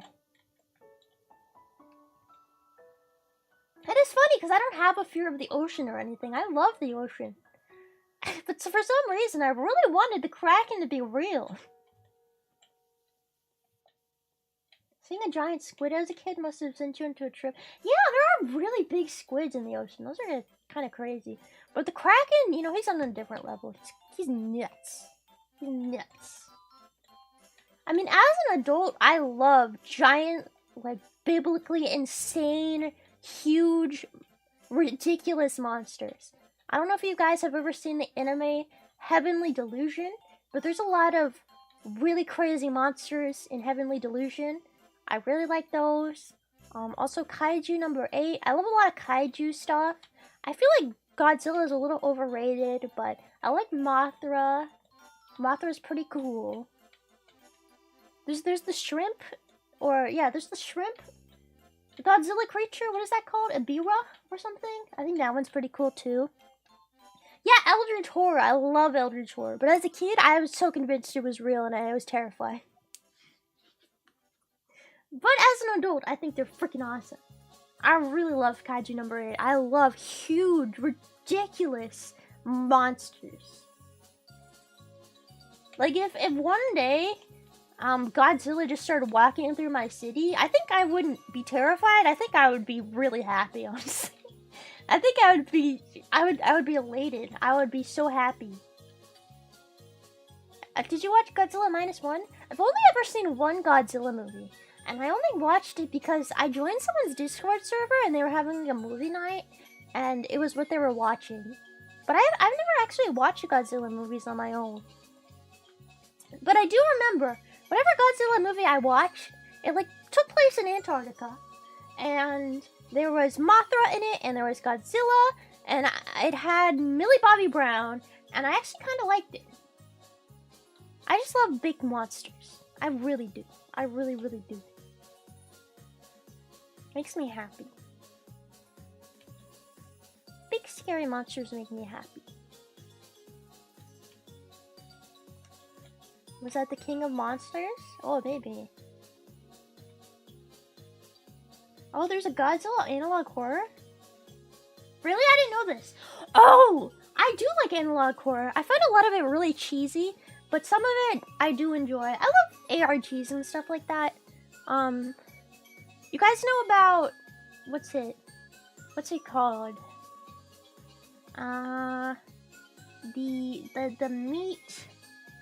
The Meat National Park or whatever? What is that called? What is it called? It's an ARG. Like an ARG world someone made up.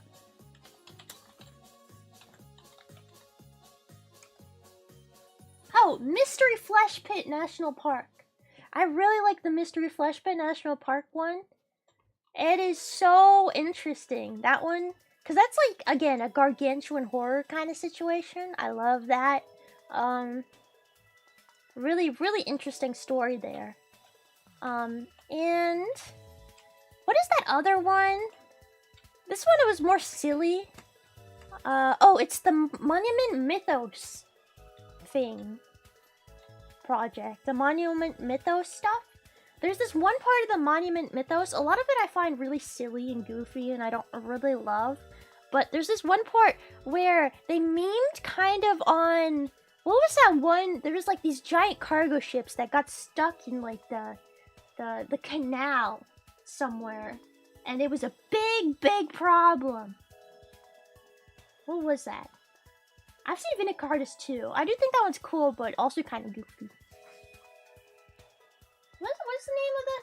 It was like the Evergreen or something? And it was a giant cargo ship that got stuck in the Panama Canal or something. And they memed on it in the Monument Mythos. And they were like, okay, so it gets stuck in the Panama Canal. And then it gets up on these giant fucking legs and starts walking across the desert of Egypt.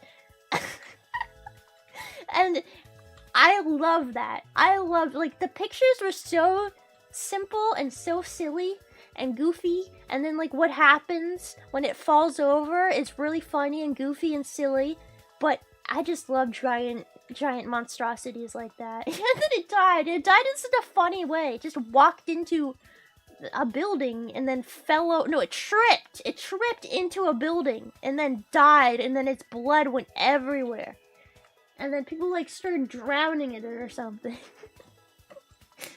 Hold on, let me get a picture for you guys, because it's so stupid, it's so simple, and it's so silly, and I love it.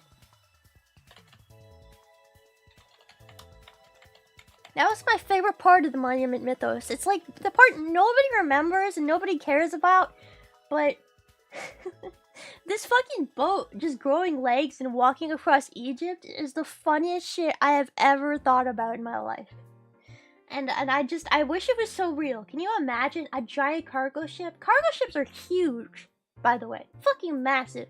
Can you imagine a cargo ship just gets tired of, like, getting stuck, waiting?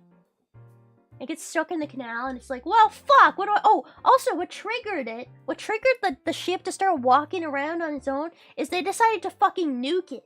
And it awakened. They're like, oh, we've cramped this... Oh, it's the Suez Canal, not the Panama Canal. Okay.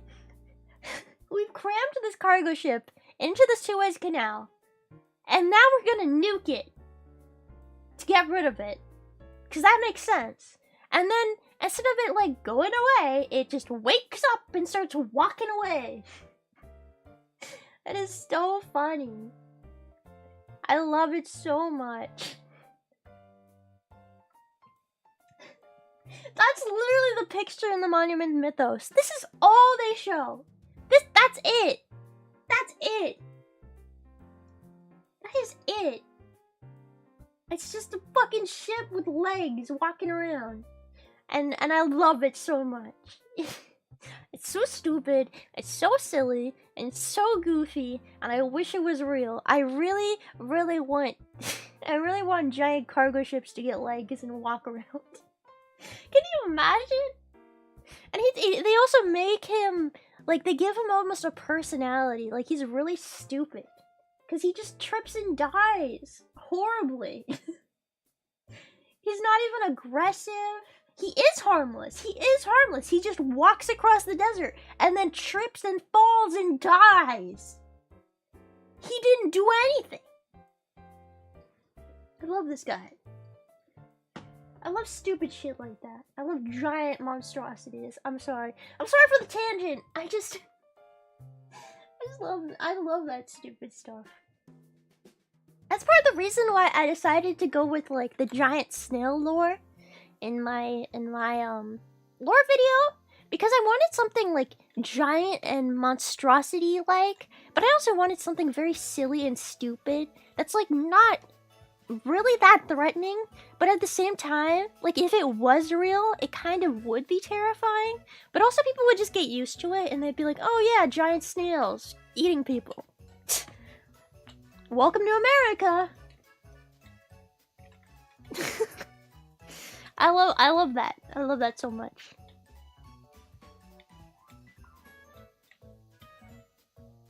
Yeah, I don't know, the Monument Mythos was interesting. A lot of those analog horror and like horror projects are very interesting, but a lot of them are kind of cheesy, I will admit. I remember I've tried watching some of them with friends, being like, oh my god, this is so cool! And I'll show it to them, and then I'll watch it a second time, and I'll be sitting there watching it with them, and I'll realize how stupid it is, and how not scary it is. And how silly it is, and I'll just want to cry. I just want to be like, I'm in. Okay, it's not that scary, I guess, but like, but it's cool, right? Like it's cool. I like it. I don't know.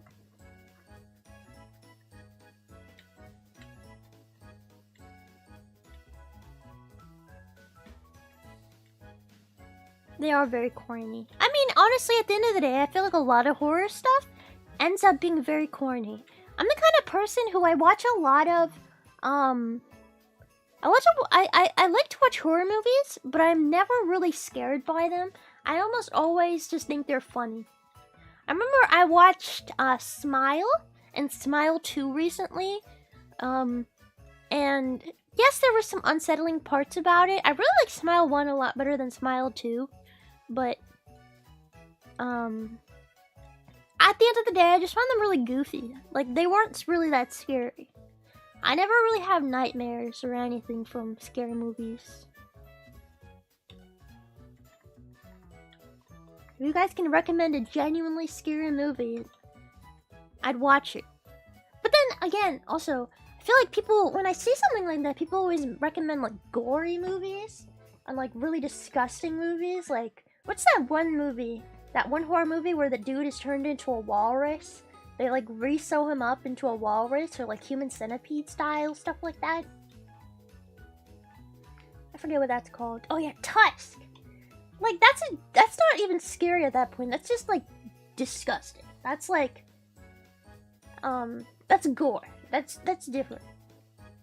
Yeah, no, this is real. This is real. There is a movie called Tusk where they take a person and they sew him into a walrus, and... It's really weird and disgusting, but it's also kind of funny. The Substance? I've heard of that one. The Substance. Martyr is one movie that actually sent others to therapy. I don't think I've ever heard of that one. Huh. Yeah. And the thing is that I really like about SVP is a lot of people really like horror stuff in it. Like, Arena loves horror. And I would just love to watch stuff with them. I also want to watch the horror movies with Perry, because she gets genuinely scared by things. And I love it when people actually get scared of things. I'm like one of those people that when someone's in pain or terrified of something, I love to laugh at them. I know it's horrible, but I want to watch stuff with Perry that freaks her out. Or play stuff with Perry that freaks her out. So I can laugh at her.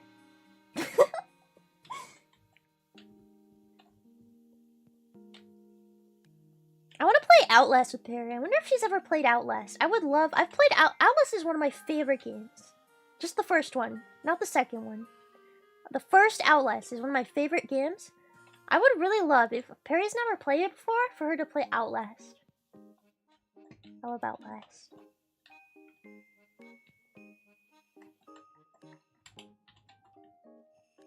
I've never seen the Saw movies, but they're less, I feel like they're less horror and more thriller. Because again, it's like less about actually scary stuff and more about like the fear of death. I don't know if that makes sense.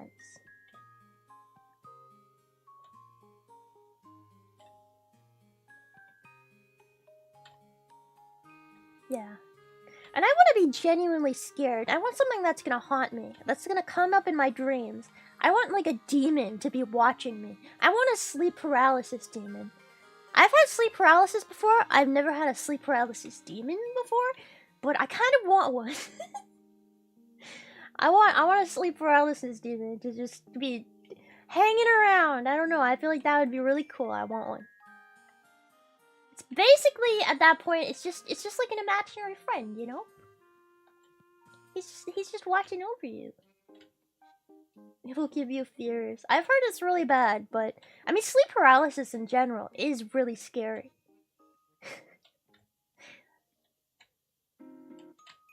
But I don't know. Do you get yourself a boiled one plushie? What's a boiled one plushie? Is that... What is that?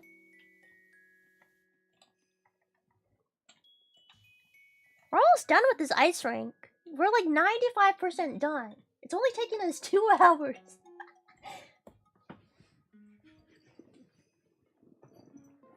The boiled one? Is that from mouthwashing? Am I going crazy? What is the boiled one?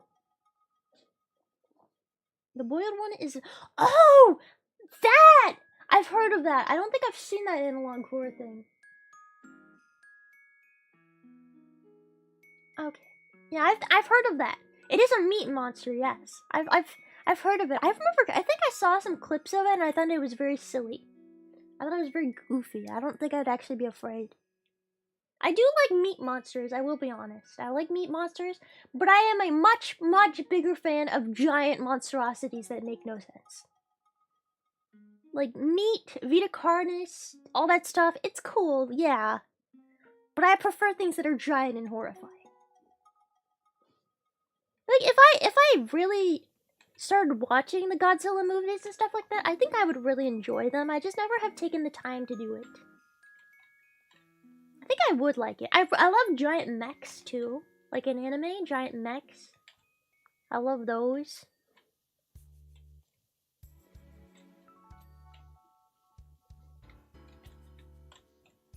Honestly, yeah, Nanako should have had a lore thing where she was just a giant meat monster. She should have really gone like full throttle into the meat lore and like just been a meat monster. A meat wolf. She like takes off her skin and she's just meat. And then she starts eating herself or something. Can we make that real? Can we make that real Nana lore? She's like made of beef jerky. And she just snacks on herself sometimes.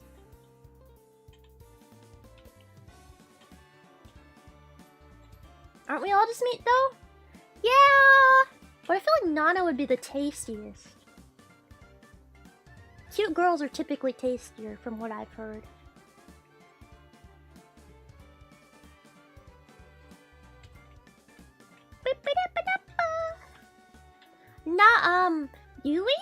Yui, do you like horror?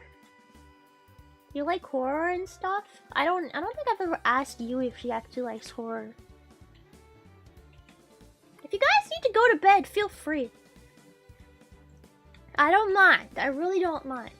You don't have to stay up all night to talk about giant monsters and eating yourself with me. You don't have to do that. It is not a rule. Oh, I should bring this up. I keep forgetting. Whenever I have something I'm supposed to bring up, I always forget to bring it up.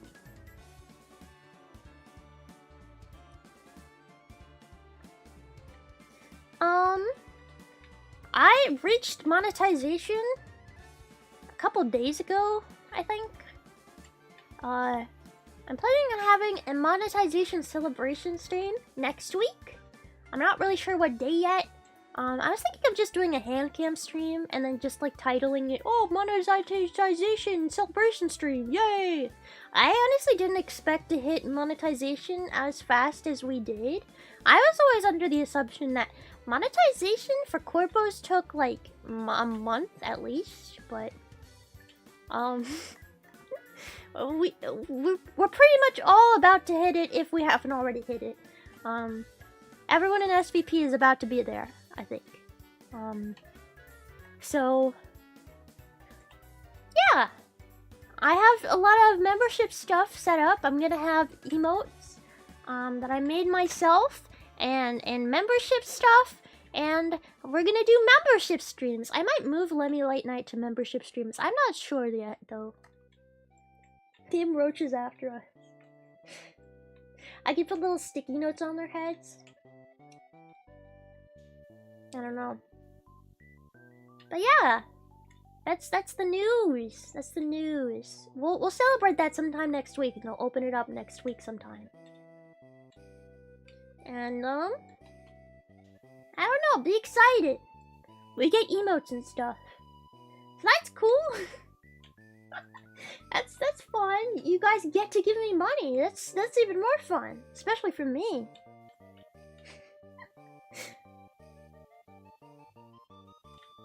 I hope to play like indie games on membership streams and stuff like that. I don't know. It's kind of up in the air right now, but I'm excited. Midsommar? I've seen Midsommar. I have seen Midsommar like 3 times, and if I'm gonna be super honest with you, I'm not a big fan. I'm not a big fan. I know Midsommar is literally Perry's like favorite movie. Period. Okay, so I feel like saying it to her face that I don't like Midsommar is going to offend her greatly. But I don't like Midsommar. I feel like, again, I feel it's a little cheesy. It really has an emphasis on kind of gore instead of... I mean, I guess the concept is spooky to me. I don't know. I didn't really like it. I don't know. Not a big fan of Midsommar. Like, it is freaky. Don't get me wrong. And there are parts where I'm like, ugh. But it just doesn't hit me that same way that I want it to hit me. It's not like genuine fear. It's more like disgust. And I don't want to feel disgust. I want to feel genuine fear. Yeah, it's less. I feel like with Midsommar, it's less like actual fear and more like, what's wrong with these people? What the actual fuck is wrong with these people?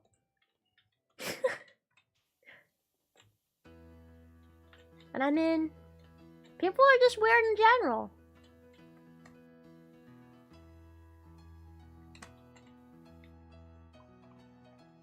You know what, a game I really want to play on stream sometime? I've never actually played it myself, but I've watched like every YouTuber under the sun play it. What is it called? Shit, what's it called? What's it called? I've never played it, so I don't remember. I want to play it so bad. It's that one game. I've played Amnesia. I've played Soma. It's that one game with the Wendigos. And they're like, it's like a group of people and they get stuck in a cabin and your choices like determine what happens to them and if they die or they... Until Dawn! Yes! I want to play Until Dawn so bad. I have watched people play that game so many times, and it's honestly, like, I don't think I've ever been more invested in a game. I just love the Wendigos, and I love just... It's such a good game! I think they made a Steam port recently, but I heard there's problems with it. So hopefully maybe one day we'll play Until Dawn on stream. I love that game. It's also pretty old, so I feel like a lot of people don't even remember it at this point. I know! The company that made Until Dawn has tried to make a lot of games similar to it since, because it was such a hit. But it just, I don't think any of them hit the same. Until Dawn with the Wendigos and all that shit. Ugh. Is there like a fucking werewolf in it or something too? It's so weird, I love it. Your actions have consequences. And there's like these totems in it, and they're constantly like predicting your future. And depending on how you interpret the memory it gives you, you could get a good ending or a bad ending. Very interesting.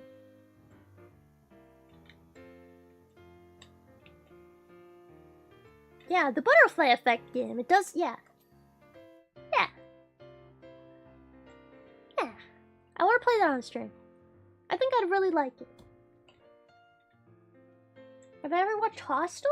I don't think I've watched that. I've heard of it, I think. I think I've heard of it. What am I missing? The center walls. Oh, I never finished the inside of this? Really? Really? Okay.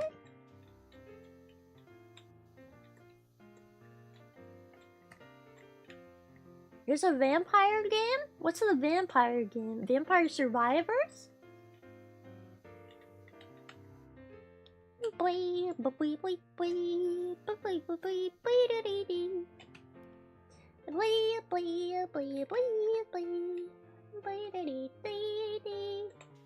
As Above, So Below. I've seen As Above, So Below. Okay, it was very cheesy in my opinion. I'm sorry. I'm sorry to diss your favorite movies, guys, but I found As Above, So Below really cheesy. Especially, there's that one scene in it where, like, they're in the fucking catacombs, and, randomly, like, there's a flaming car and, like, the memories of their dead friend, and it's just so silly. The car scene was so bad. Yeah, exactly. That was, like, what... It checked me out so hard on that. Oh, yeah, and the random Satanists in it, those are always silly. I don't know. It's cheesy. Silence of the Lambs? Silence of the Lambs is a classic. I haven't seen it since I was a kid, though. My mom really likes that movie. Have you played Subnautica? Yes, I've played Subnautica. Maybe I'll play it on stream someday. I haven't played Subnautica, like, all the way through, and I haven't played the new Subnautica, like, Below Zero or whatever. But I don't have a fear of, like, oceans. So I don't find Subnautica scary. I think it's really cool. I think Subnautica is very cool. Not scary at all.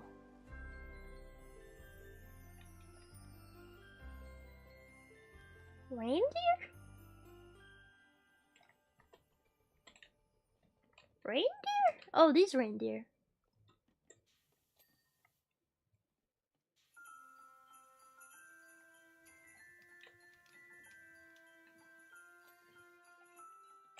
Okay, what else? More reindeer?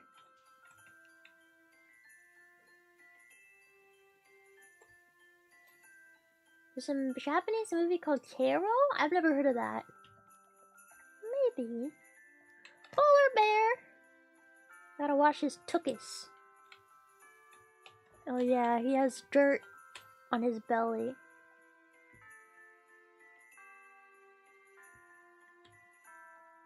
Have I seen the Uzumaki anime? I've seen the anime. The anime is not good. I was disappointed. But the manga for Uzumaki is still a classic and very good, and I love it, and I love the crazy stuff, and I love the snails. I love the snail people, okay? The snails in Uzumaki may or may not have been a little bit of a inspiration for Snailbird. Just a little bit. Just a little tiny bit.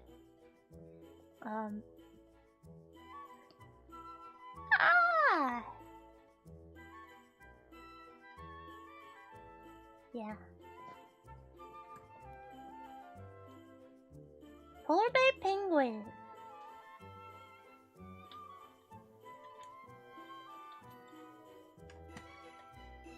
Snailbird is less of a actual like snail person and more of just a demonic snail, but I did find the whole concept of like the kid going to school and like slowly becoming more and more snail-like really funny and really interesting and cool, and then his classmate like makes fun of him. Okay, spoilers if you haven't seen Uzumaki, but I'm gonna give away some spoilers, so close your ears. But maybe it'll make you want to watch Uzumaki or read Uzumaki if you haven't. But anyway, I really like the part where the kid makes fun of him for becoming more snail-like and being slow, and then the kid becomes a snail too. And then on top of that, then they make babies, the two snails. And then the teacher is so disgusted by them, he goes and he crushes their eggs, and the next day the teacher becomes a snail too. Like, talk about karma. Don't disrespect the snail people, you'll become a fucking snail. That's just how it's gonna be. I don't know, I thought it was really funny. I feel like people never talk about the part in Uzumaki where there's like the mosquito babies. Everyone always forgets about the mosquito babies and then like the mushrooms. But honestly, I think that was the most horrifying part in all of Uzumaki. The fucking mosquito babies and then like the mushrooms that they produce and then eat. It's like so weird. I love it. It is very trippy. It is very trippy. Junji Ito is crazy. Return to snail. I mean, that is literally what Uzumaki is like. At the end of Uzumaki, literally no humans are left, just snail people. Those are the only living creatures, I believe, at the end. Just snail people, and I love that.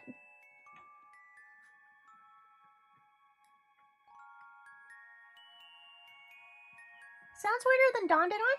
Dandadan, I think, has a lot of inspiration from lots of Junji Ito. I mean, Dandadan takes a lot of inspiration from yokai stories and alien stories and stuff like that, which is part of the reason why it's so crazy and interesting. I love Dandadan. But yeah. What am I missing?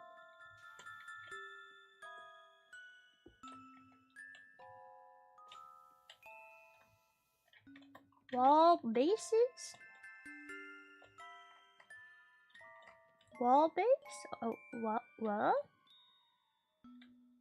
Platform wall base. Oh, this.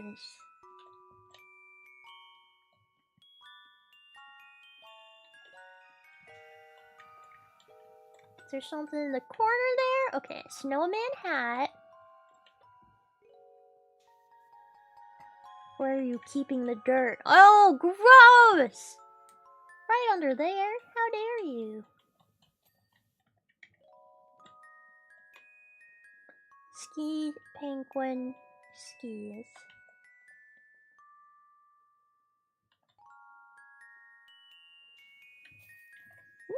Nice! We did it! We completed the job! I always love looking at this end thing. It's so satisfying. Wow! It only took us 2 hours to finish that whole place. I wonder if we were power washing in real life, do you think it would take 2 hours or a lot longer? I would think a lot longer, maybe.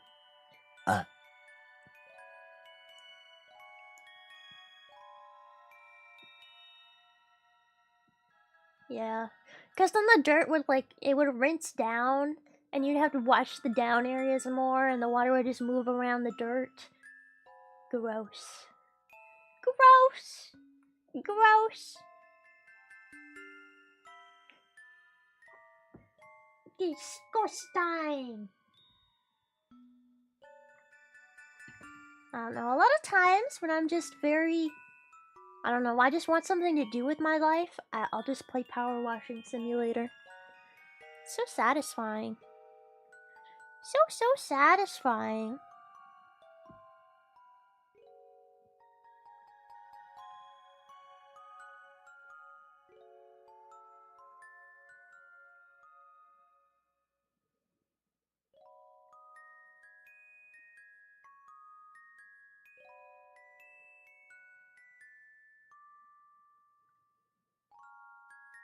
Hold on, I'm checking something right now.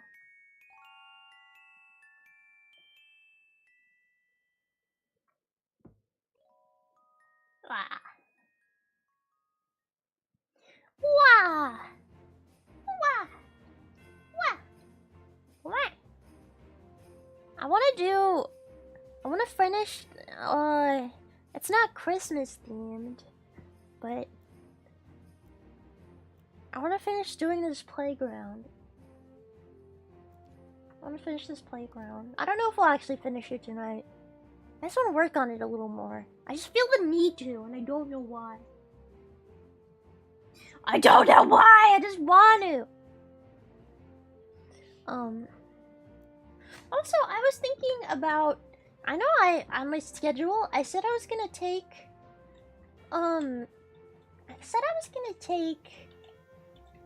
what did I say? I was gonna take Sunday off. But everyone's gonna be playing Minecraft on Sunday again, and I'm honestly thinking I might just stream on Sunday as well when everyone else is streaming. Because I built a snail house, a snail-themed house, in a creative server. Well, not a server. Creative solo world on my own that I'm gonna rebuild in the survival server with the SVP server. And I don't know. I feel like I should build that on stream. What do you think? Yeah, I did do that. It's an original snail house design. I'm very happy with it. It's very cute. It took way too long to come up with. Would you guys be willing to watch me build the snouts? Yes, build the snouts. You'd watch me build the snouts? Okay. I'm excited to build the snouts. It might be a more low-key stream, but... Because I wasn't planning on streaming on Sunday, but... I feel like I shouldn't build it without you guys being there, you know? I feel like that would be rude. I feel like that would be very inconsiderate. I have been playing on the SVP Minecraft server a little bit. Mostly just trying to get resources and stuff, so I can build the snouts and, like, have stuff so I don't die to monsters. And something I have realized with the SVP server is the server is severely lacking in iron. Okay, it is severely lacking in iron. I literally searched for hours and hours looking for iron in the Minecraft server, and there was so fucking little iron. I did not even get a stack. Not even one stack. And I searched for hours. Powie! Wamu wamu! Wamu wamu! Hello, Perry. How was your Christmas ornament decoration stream? How was it? Did you like my submission? I think you, by the way, thank you for doing it before I started stream. I really wanted to see your reaction. And I liked your reaction. I submitted that, I think, like 2 nights ago when you brought it up, and I was like, I'm drunk, but I'm gonna submit something, and it's gonna be great. And that's what I came up with, whilst very, very intoxicated. And, then I remember waking up the next morning and remembering what I did and being like, oh no, that's like gonna be so unfunny. She's not even gonna laugh. It's so stupid, it's so crude and gross. I'm just like, yeah, every Christmas, my tradition is to take a shit. Wow, I mean, that's so original and funny. Congratulations, you came up with the most original funny thing ever. Yeah, when I woke up the next morning, I was like, that's not funny at all. What the fuck is wrong with me? I'm glad that your reaction, I'm glad that you found it funny. Because I was really worried that you would just be like, ugh, Lemmy. Ugh. Disgusting, always talking about poop. What are you, 5? Gross! Did you get any cute, really fun ornaments?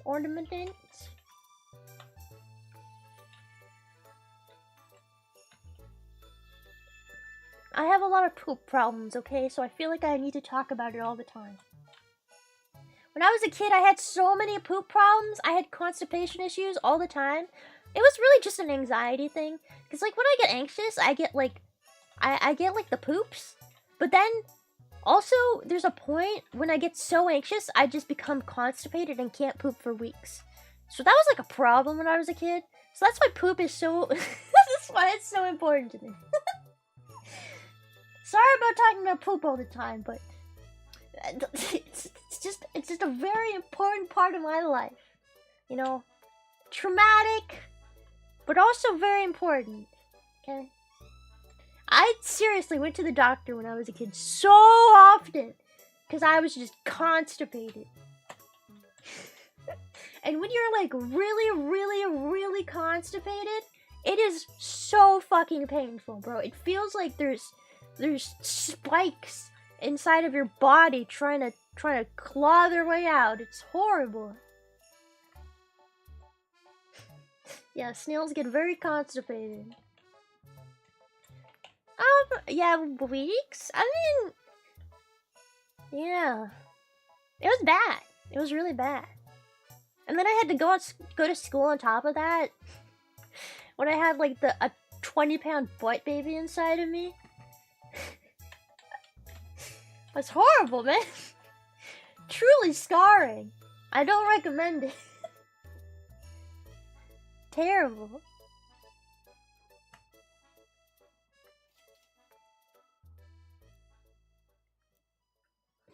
Did I switch my... Oh no, how do I switch? No, I don't want stubby gun. Switch! Here we go. Oh, this one is kind of fat.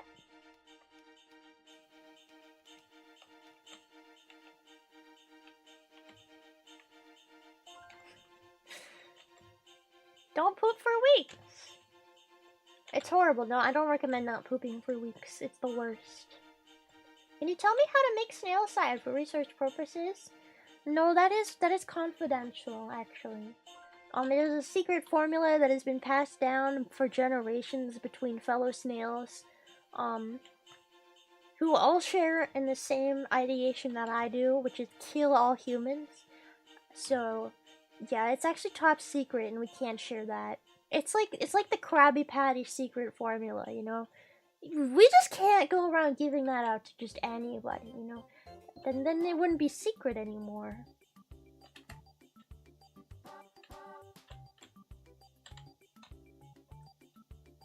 Did you just never eat anything with fiber? It wasn't that simple. It was like an anxiety thing. My body would literally shut down, and it would either... I would either have explosive diarrhea, or I would not be able to poop for weeks. It was one or the other, and it was terrible either way. Okay, like, anxiety, when you're terrified of things, when you're just in a terrible state of mind, your body really just decides to, you know, ruin the rest of your life. The president will hear about this. Fellow Americans. Hello, fellow Americans. The snails are taking over. We should leave our country to the snails. Yes. Thank you. I'm gonna pray.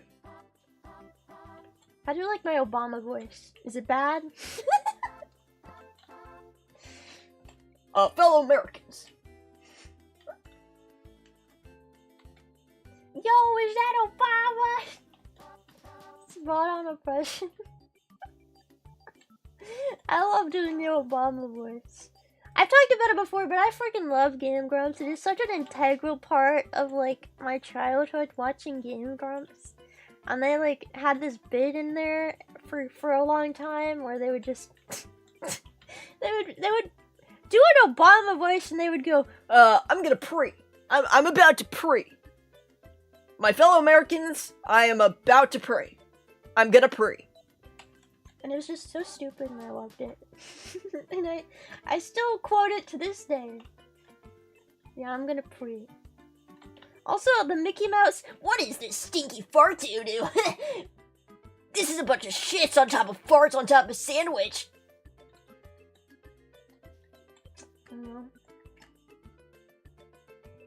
I'm about to pray.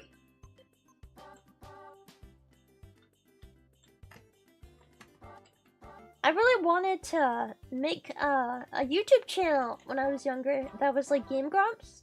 But then I remembered that people don't really like women unless they're like...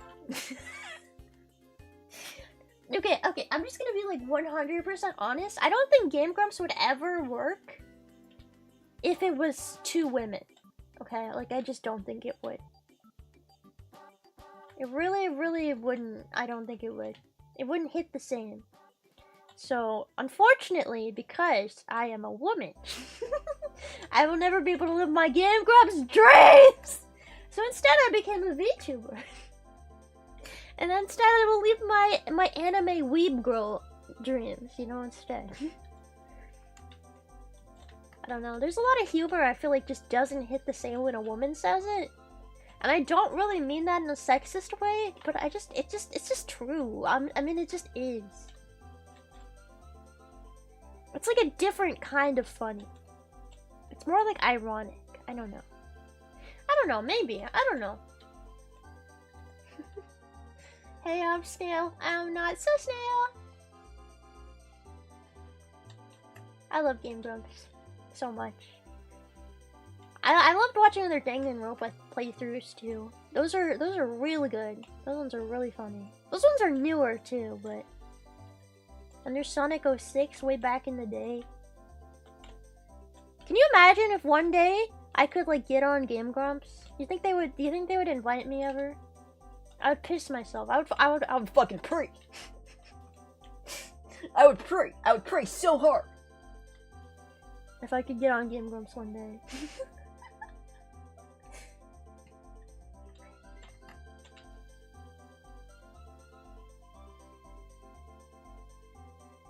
I don't know. What kind of YouTubers did you watch when you were younger? What like comedy and humor really brought you up? Did you have anything like that? I know a lot of people. I mean, I've watched Markiplier and Jacksepticeye and PewDiePie back in the Amnesia days, but Game Grumps was really just like it really built my humor. I feel like, you know. Rooster Teeth? Oh.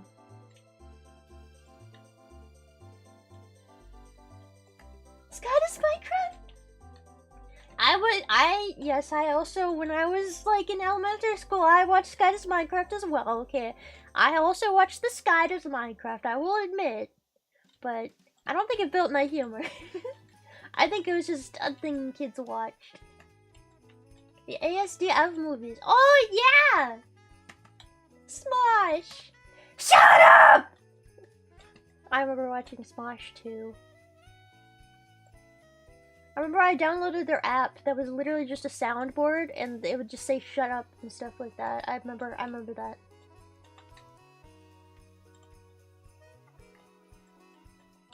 Vanos? I've heard of that person. I don't think I've ever watched them though.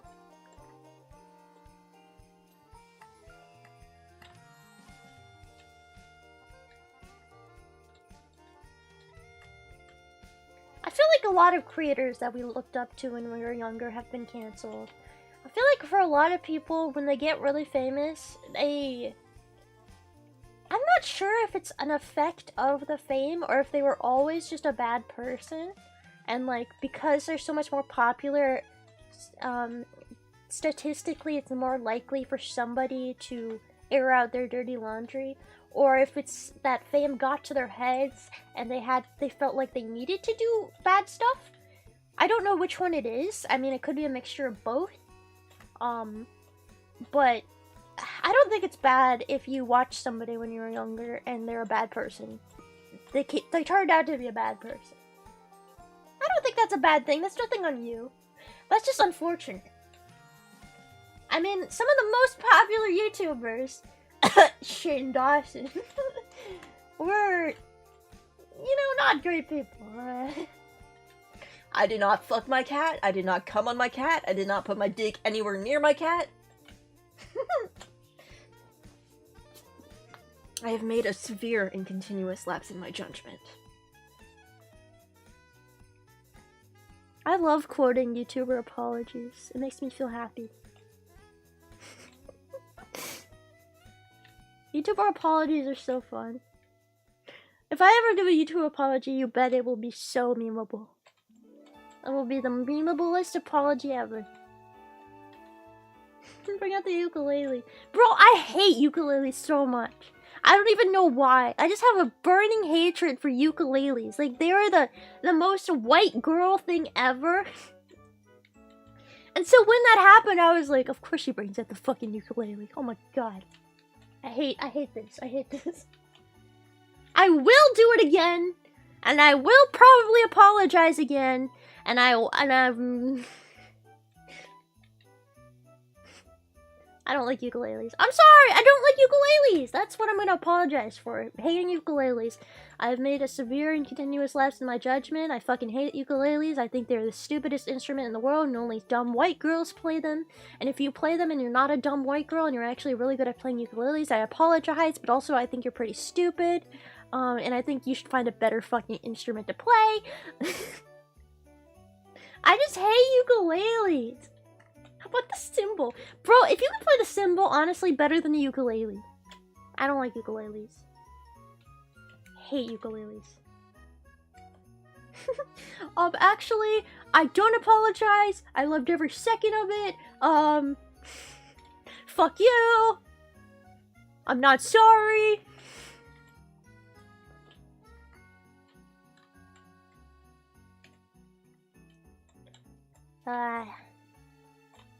Never apologize for your actions. Never ever. I mean, never ever. I hope I never have to apologize for something stupid I do. I really hope so. I like to think I'm an okay person. I like to think so. One day, somebody will clip this and they will be like,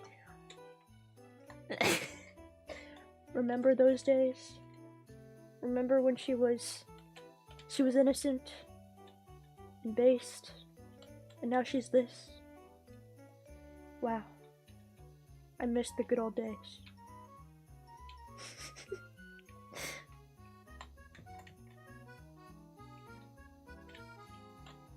Beep, boop, boop, boop, boop, boop.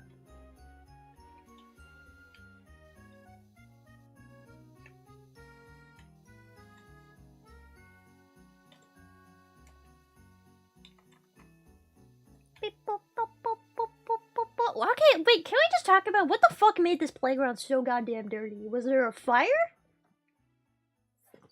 Was there a fire?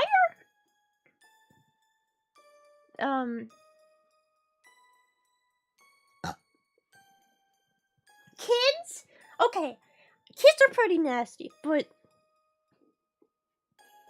how did kids do this? Did the kids light it on fire? Like, why is it... That's black mold. Nobody can tell me that's not black mold.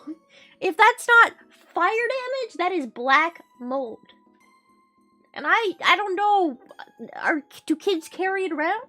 In, like, their pockets? And they just rub it on stuff? It has to be fire. It has to be fire damage.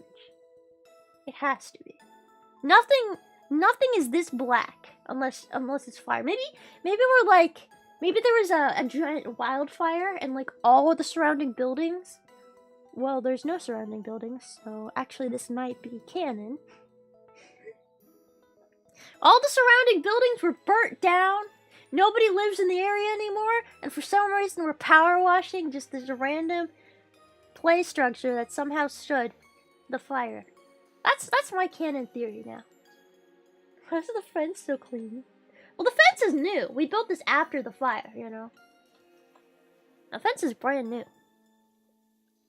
All the houses in the area are gone. The elk burnt down years ago.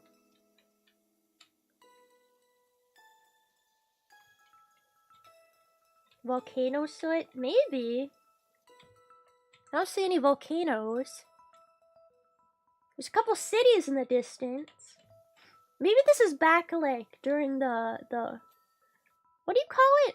The era in like the 1880s, the 1800s, where there was so much coal burning that everything was like covered in soot all the time. What is that called? What was that called? It was like a thing in like England. What is it called? The industrial period? Maybe? Maybe? What is this spooky ass Christmas music? Jesus Christ! What the spooky shit?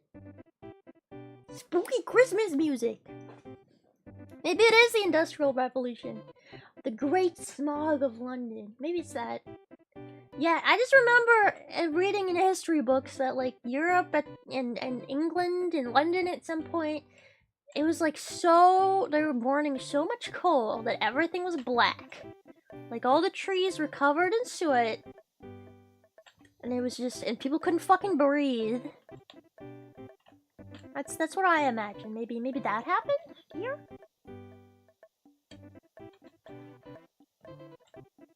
A very sooty area we got. Yeah, Victorian era smog. It's so smoggy.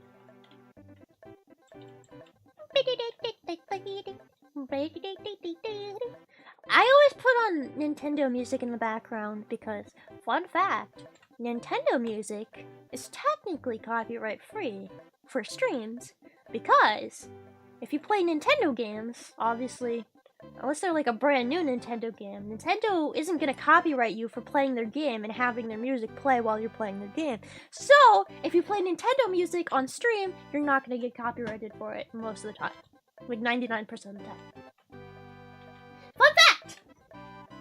It is basically the best background music you can get. Trunk legal advice. No, Nintendo, don't sue me! Don't sue me, no!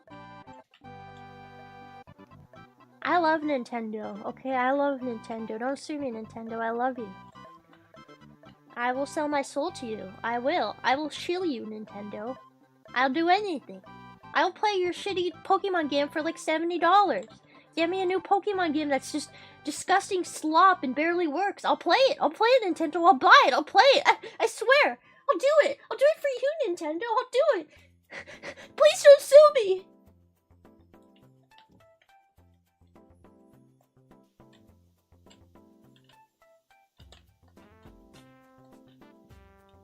I really do hope the new Pokemon game is decent. My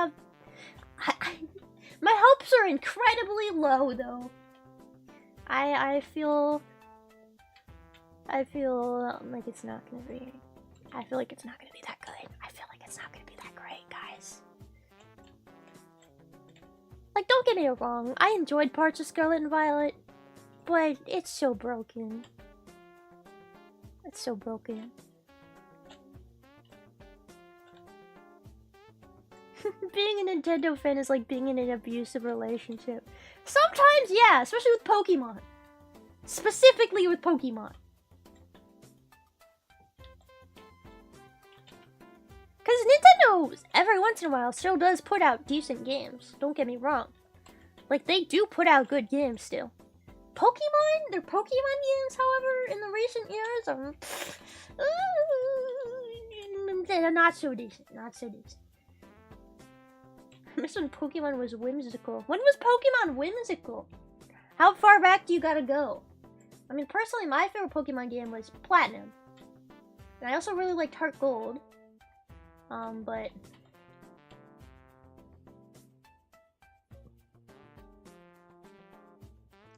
I feel like the last decent Pokemon game was Pokemon Sun and Moon. And even then, I heard that Pokemon X and Y was not that great, but I was a kid at the time, so I don't think I understood. Oh, Pokemon Ranger, bro! They'll never make a new Pokemon Ranger, but if they did, I would die. I would die on the spot. Oh, what I'd do for a new Pokemon Ranger game. Like, they're not even the best games ever. It's just such an interesting, unique spin-off, and I loved it. New Mystery Dungeon? Didn't they make a new Mystery Dungeon for the Switch? It was like a remake and it sucked ass. I don't trust them. I don't trust them to make a new Mystery Dungeon. Give me a new Pokemon Ranger. Redeem yourselves. Was the Pokemon Snap remake any good? I heard mixed reviews about it. That came out like a couple years ago at this point, I think. Does the Ranger have a Switch port? No, it doesn't have a Switch port. It came out. It came out on the freaking like DS.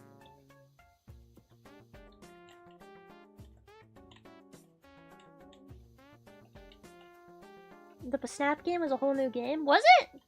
Was it good? Is it good or is it bad?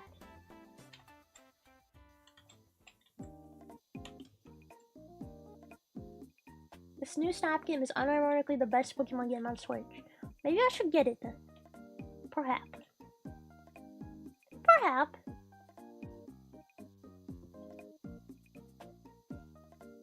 There's so many good Pokemon spin-offs. It's crazy.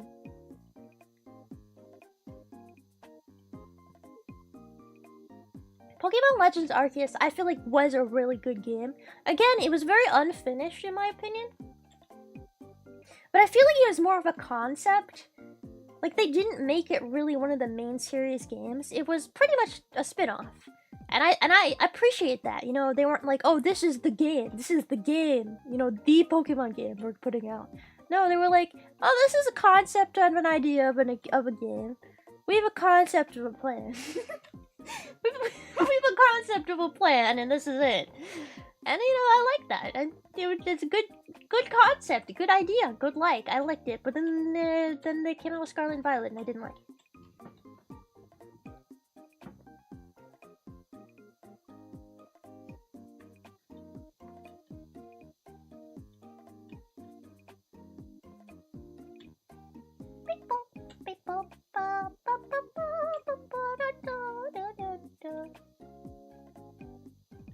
Oh yeah, I've also never played the Let's Go Pikachu and Let's Go Eevee games. Are those any good? Those are pretty old at this point, right? No. No. I mean, they look cute.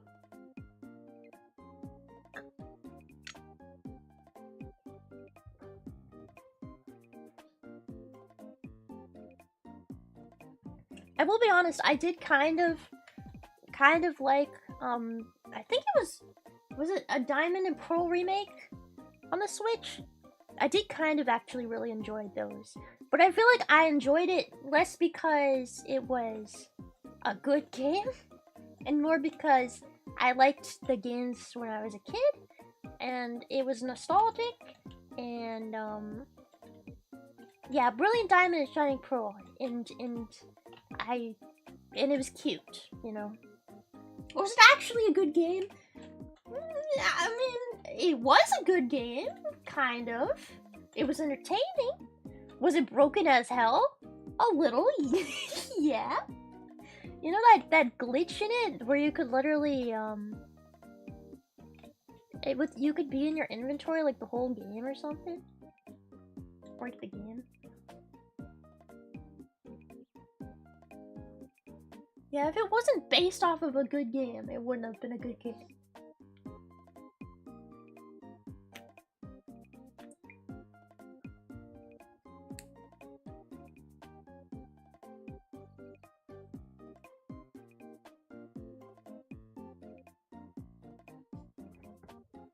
Well, Pokemon did not have insane glitches. I guess you're right.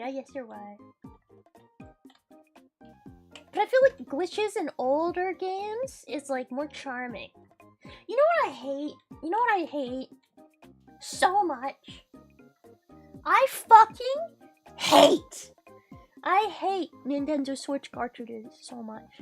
Okay, the thing I loved about the DS is the Nintendo's the cartridges for your games. Those store the actual game.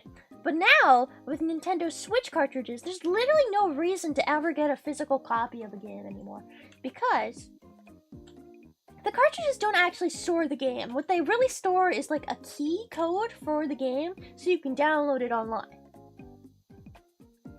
And all of the game data is stored onto your Nintendo Switch.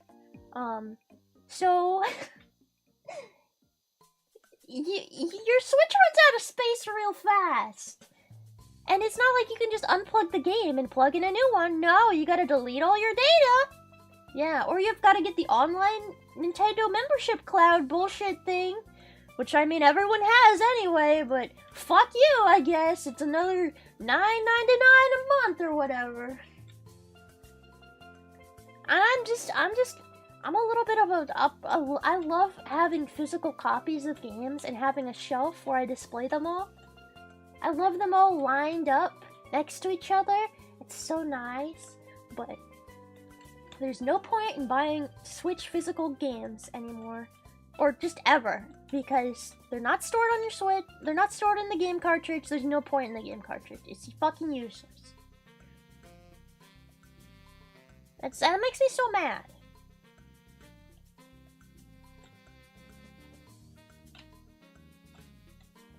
You only collect Nintendo and Sony games as physical media? I have so many 3DS and DS games, like physical. Well, I mean, you can pretty much only get them physically. And they're so beautiful lined up together. I mean, like the box art, every single one has their own like unique, cute design on it. And it's so cute, and I love them all lined up together. It makes me so happy. I'm a victim of capitalism, I know, but you can't do that with Nintendo Switch games. One, because they don't even try and make the sides look nice. And two, because there's no point in buying a physical copy, because it's just buying a code for your game, basically. And it's so annoying. Yeah, it makes me really disappointed. I hate Nintendo Switch. I remember when I first found out about that, I was so sad. I was so sad. I was like, why isn't my Switch storing the games? When I unplug a game, why is it still on my Switch? What? I thought the games were stored on the cartridges. What? No! No! Yeah, Nintendo is just... Nintendo really is an abusive relationship, yeah. Can't wait for the Switch 2? What the fuck even would be a Switch 2? Is it gonna be just a giant DS? What is a Switch 2? What is it gonna be? I don't... I've seen lots of funny concept arts out there, but I don't think they're actually gonna make one. Are they? Are they planning on making one? I hope they're not. I really hope they're not. It's a Switch with a stylus. Yeah, 2 Switches in one. You just fold it. That's that's what I would imagine the Switch 2 would look like. It's been leaked? You think it's legit? I've seen a lot of things that were quote-unquote leaked of the Switch 2, and they were all jokes. So I don't know. I don't know. And then the internet is hard to believe anything on the internet anymore, you know? There's so many memes, there's so many misinformation. You don't know who to trust. I don't know. Is Miku even coming to Fortnite? I don't know. She better be.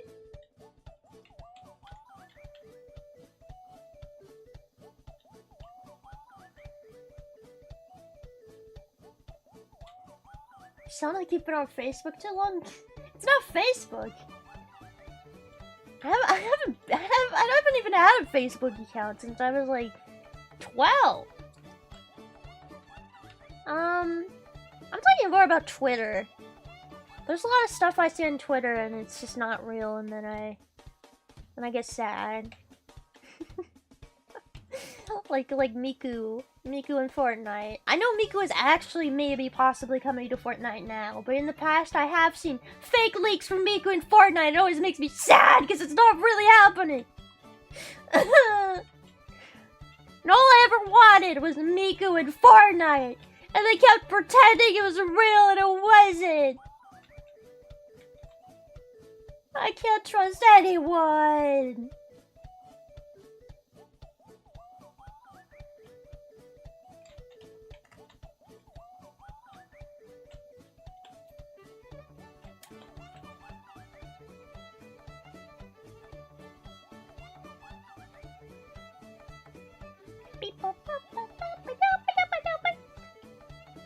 What is the most nostalgic game from your childhood? Because obviously for me it was like Pokemon, Pokemon Ranger, Pokemon Mystery Dungeon. I played a lot of Pokemon. Oh, actually, you know what's the most nostalgic game for me that nobody knows about? The secret game that nobody ever knows about? Magician's Quest. Magician's Quest was like my game, okay? It's a banger fucking game. It's like Pikmin?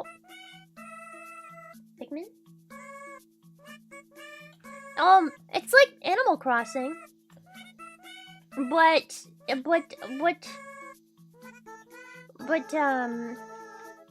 you're a magician and you go to school. Oh, it's Yoshi. That was Pikmin for a second. I don't know why. Pikmin, Yoshi. It kind of sounds similar. Kinda. But yeah, Magician's Quest was a really good game, and like no one knows about it. And if you have a physical copy of the game nowadays, I think it goes for like $200. Very cool, very fun, very awesome. I remember there was you could do magical spells in it, and there was a spell where you could make the other you could make the citizens of your school fart. There was a flatulence spell. And you could play pranks on people, and you could also make them fall in love with you. Yeah, there was dating in it or something. What the fuck? I'm just realizing that game probably made a bunch of furries, because you could literally date Animal Crossing characters. What?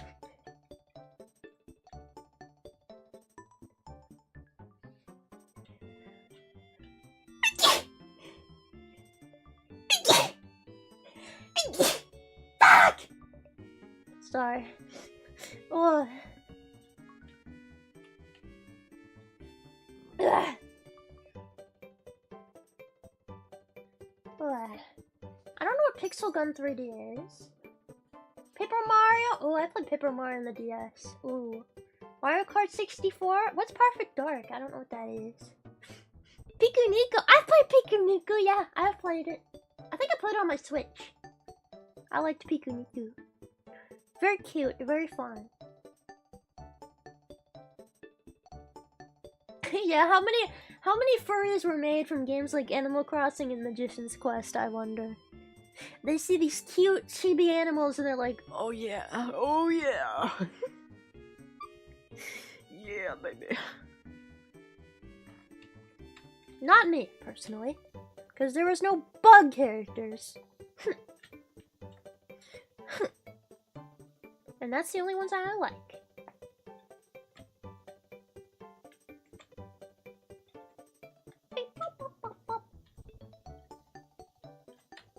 Not all furries want to smash. Hey! Yeah. Yeah, that's what they say. That's what they say. That's what they say. Listen, I'm not judging you. I think you should. I think insects are hotter, personally, okay? Like,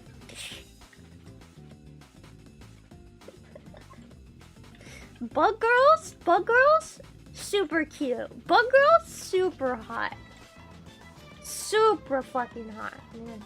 Boy. Robot girls, also pretty cute, I will be honest. Mechs? I love mechs. Ugh. Perfect Dark is FPS but with Alien. Huh.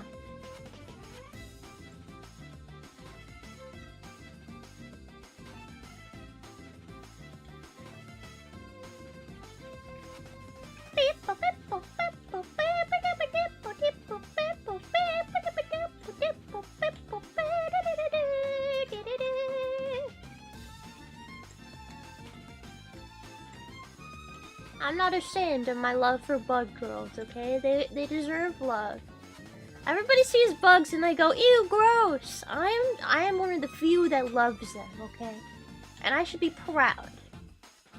I really like it when a girl has segments. Oh yeah, baby, show me that exoskeleton. Oh yeah. Ooh, is that your abdomen there? Your antennae? Maybe your mandibles? Ooh. Ooh. I love mandibles.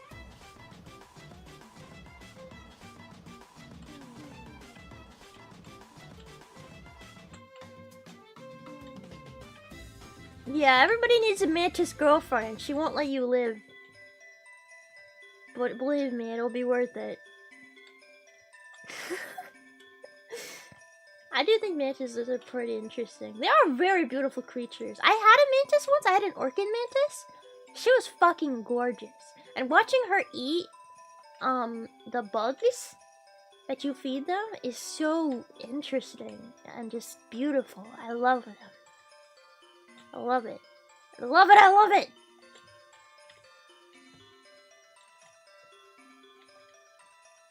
Beep boop beep boop beep boop beep boop beep boop beep boop beep boop.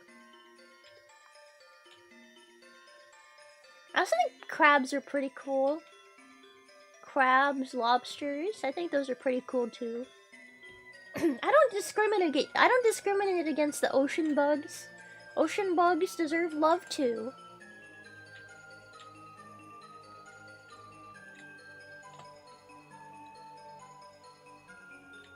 Crabs, the ultimate species. Return to crab. Carcinization. Carcinization is what we were all meant to do. Please return to crab.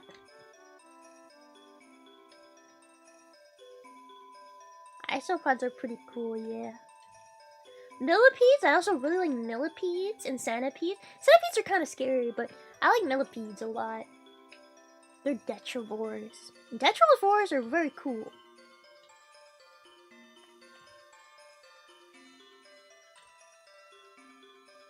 Just, I've heard the story about 8 billion crabs going missing. What the fuck? Are we talking about horseshoe crabs? Cause I know like the horseshoe crab, milking of the horseshoe crab's blood stuff is like really kind of a big problem. Because it's very essential to medical stuff, horseshoe crab blood, and yet there are only so many horseshoe crabs. So, just crabs disappearing out of thin air. That sounds, you know, that's like the same vibes as like fish falling from the sky, crabs disappearing into thin air. Same vibes. Where'd the crabs go? And where'd these fish come from? Oh my god! Ah! Yeah, I don't know. I feel bad for horseshoe crabs. They're so cute. But yeah, people milk them. They milk them for their blood, because it's used in the medical industry all across the world. And then they milk them of like 70% of their blood or something, and then they put them back in the ocean and just hope they survive. And turns out they don't always survive. Who'd have thunk? I mean, if I was straight to 70% of my blood and then thrown back in the ocean, I don't know if I'd survive. Horseshoe crab is important. Yeah, it's very important. It's used to check if things are sterile, and if there's, what's the word? Check if they're sterile and if there's bacteria and other bad things in like vaccines and in IVs and other stuff like that. So very cool, very cool. Hello. Also, yes, horseshoe crabs are more similar to spiders than they are to crabs. Horseshoe crabs are not crabs, okay? Fun fact, they're not crabs. They're more closely related to spiders. I really like horseshoe crabs. I remember in school, I wrote a big essay on horseshoe crabs because I was just so invested in them. I don't even know why. They're just so fucking weird and I love them. I love horseshoe crabs!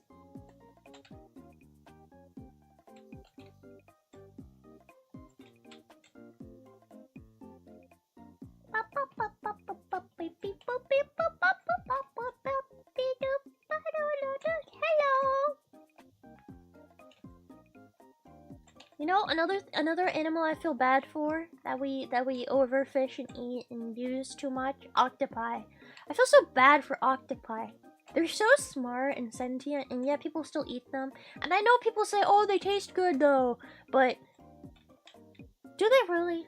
Okay, I've had octopi before. They kind of taste like nothing. Okay, they just taste like eating rubber. You can find something tastier. You don't have to eat the octopi. I know they're an essential part of takoyaki, and takoyaki is fucking delicious. Don't get me wrong. But I'm sure you can put something else in there that's even better tasting, okay? Why octopus? I feel bad for them. I feel bad for the octopus. They're so smart. They don't deserve to die. Do they taste good? Do they? I think you're making stuff up. Do they taste good? Because without, like, sauces, they really just taste like rubber. They taste like rubber. Yeah, squid tastes far better than octopi, in my opinion. Octopi have very short lifespans if they don't get turned into takoyaki. Is that true? How long do octopi typically live? I'm gonna look that up. Octopi lifespan. Oh yeah, they don't live that long, do they? Still, I do feel bad about them being chopped up. But they don't live that long, you are right. They live, well, it depends on the octopus, but they live between 1 and 5 years typically. Depending on the species. The range is about 1 to 5 years. Even the biggest octopi only live 5 years. Octopus tastes like chicken or pork? No, it doesn't! What kind of chicken you been eating? Rubbery ass chicken? You need to eat better chicken.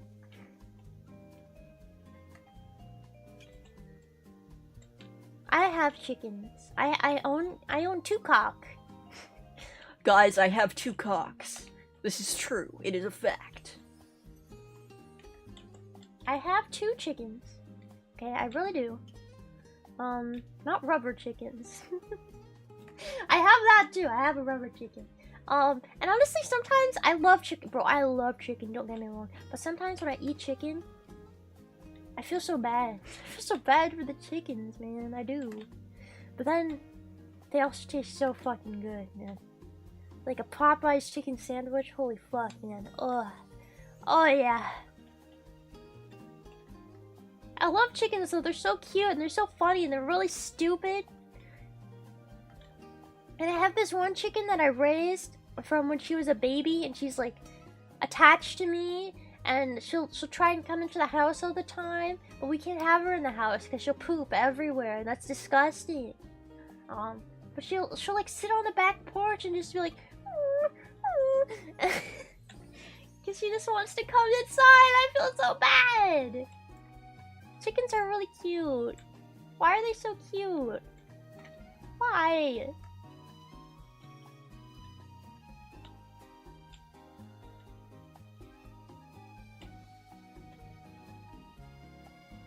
I mean, I don't think eating meat is inherently a bad thing. I just think the meat industry could be less horrible in general. I mean, that's just objectively true. Again, capitalism. But, yeah. Yeah. You have a porch in the city? I have a back porch, and I have a front porch. And I have a backyard that is big enough to house chickens. And I also still live in a city. Don't ask how that makes sense, it just does. Okay? We just got a pretty nice house. Way back when the housing market was very cheap. And now, it is not.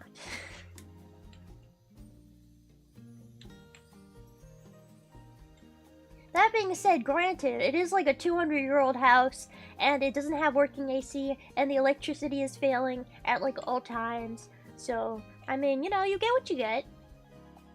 You get what you get.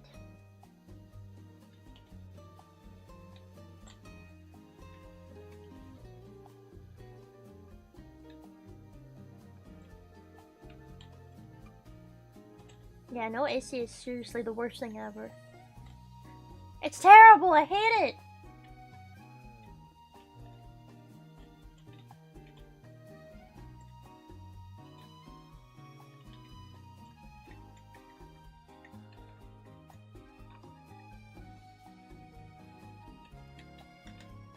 Why can't I uncrouch? Am I crazy? Oh.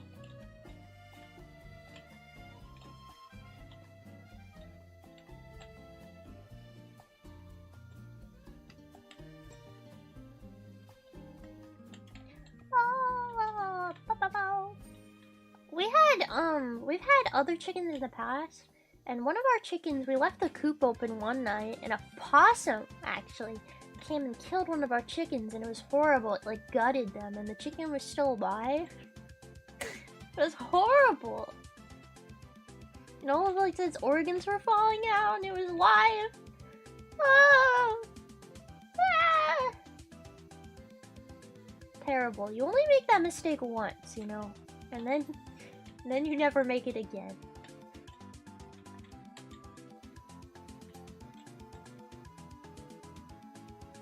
Possums do that? Well, they're not typically known to do it, but I mean, there's probably a possum that's really hungry, I guess. It was a possum, we saw the possum. So it was 100% a possum, we saw it. Possums get big. Hey, they do, they get big.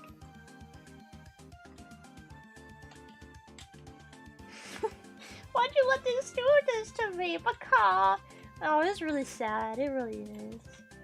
Having pets is hard sometimes, man. Because when things go wrong, you just feel so bad. Yeah, I must have been starving. I don't know. We had a snake nearly get ours? That's crazy. How big was the snake? I have heard about snakes eating chickens, but also like, sounds like a giant snake. Jesus, we don't have big snakes here. We have small snakes. Baby snake. Baby snake. Not chicken eating snake.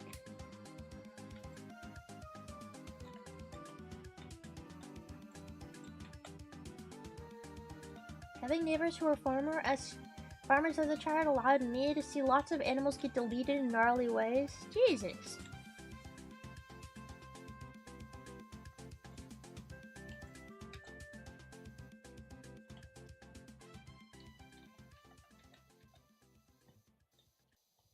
Caught a rat and my mom grounded me.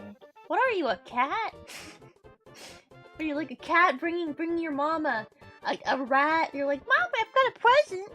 I got you a present. Oh, it's a rat. It's a little rat. Oh, you like it? You like it? Do you want to eat it, Mom? Do you want to eat the rat? That is such a cat thing to do. I brought you a present. Meow. Would you like to eat it? I saved the head for you. I ate the body though. I hope you don't mind. If you want the body, I can spit it back up. It's okay. Only if you want it though. Meow.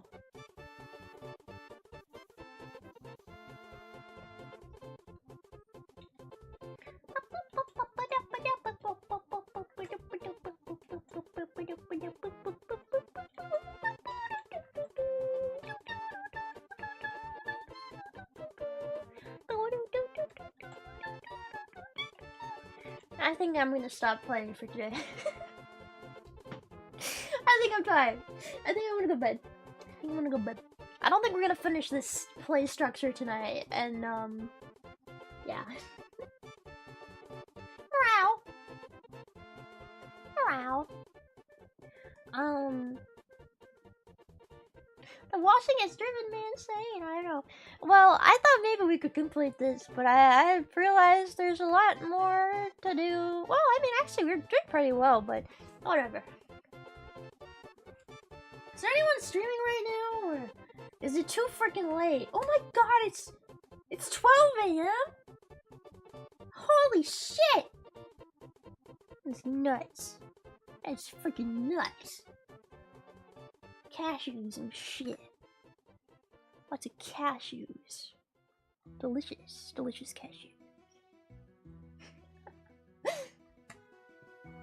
thought you knew. Well, I mean, there's no problem. I have nothing to do with my life, but I'm just surprised. I said it's nuts, and then I brought up cashews. What do you not understand about this? Well, I hope you guys get some decent sleep tonight. I hope I didn't keep you guys up too late.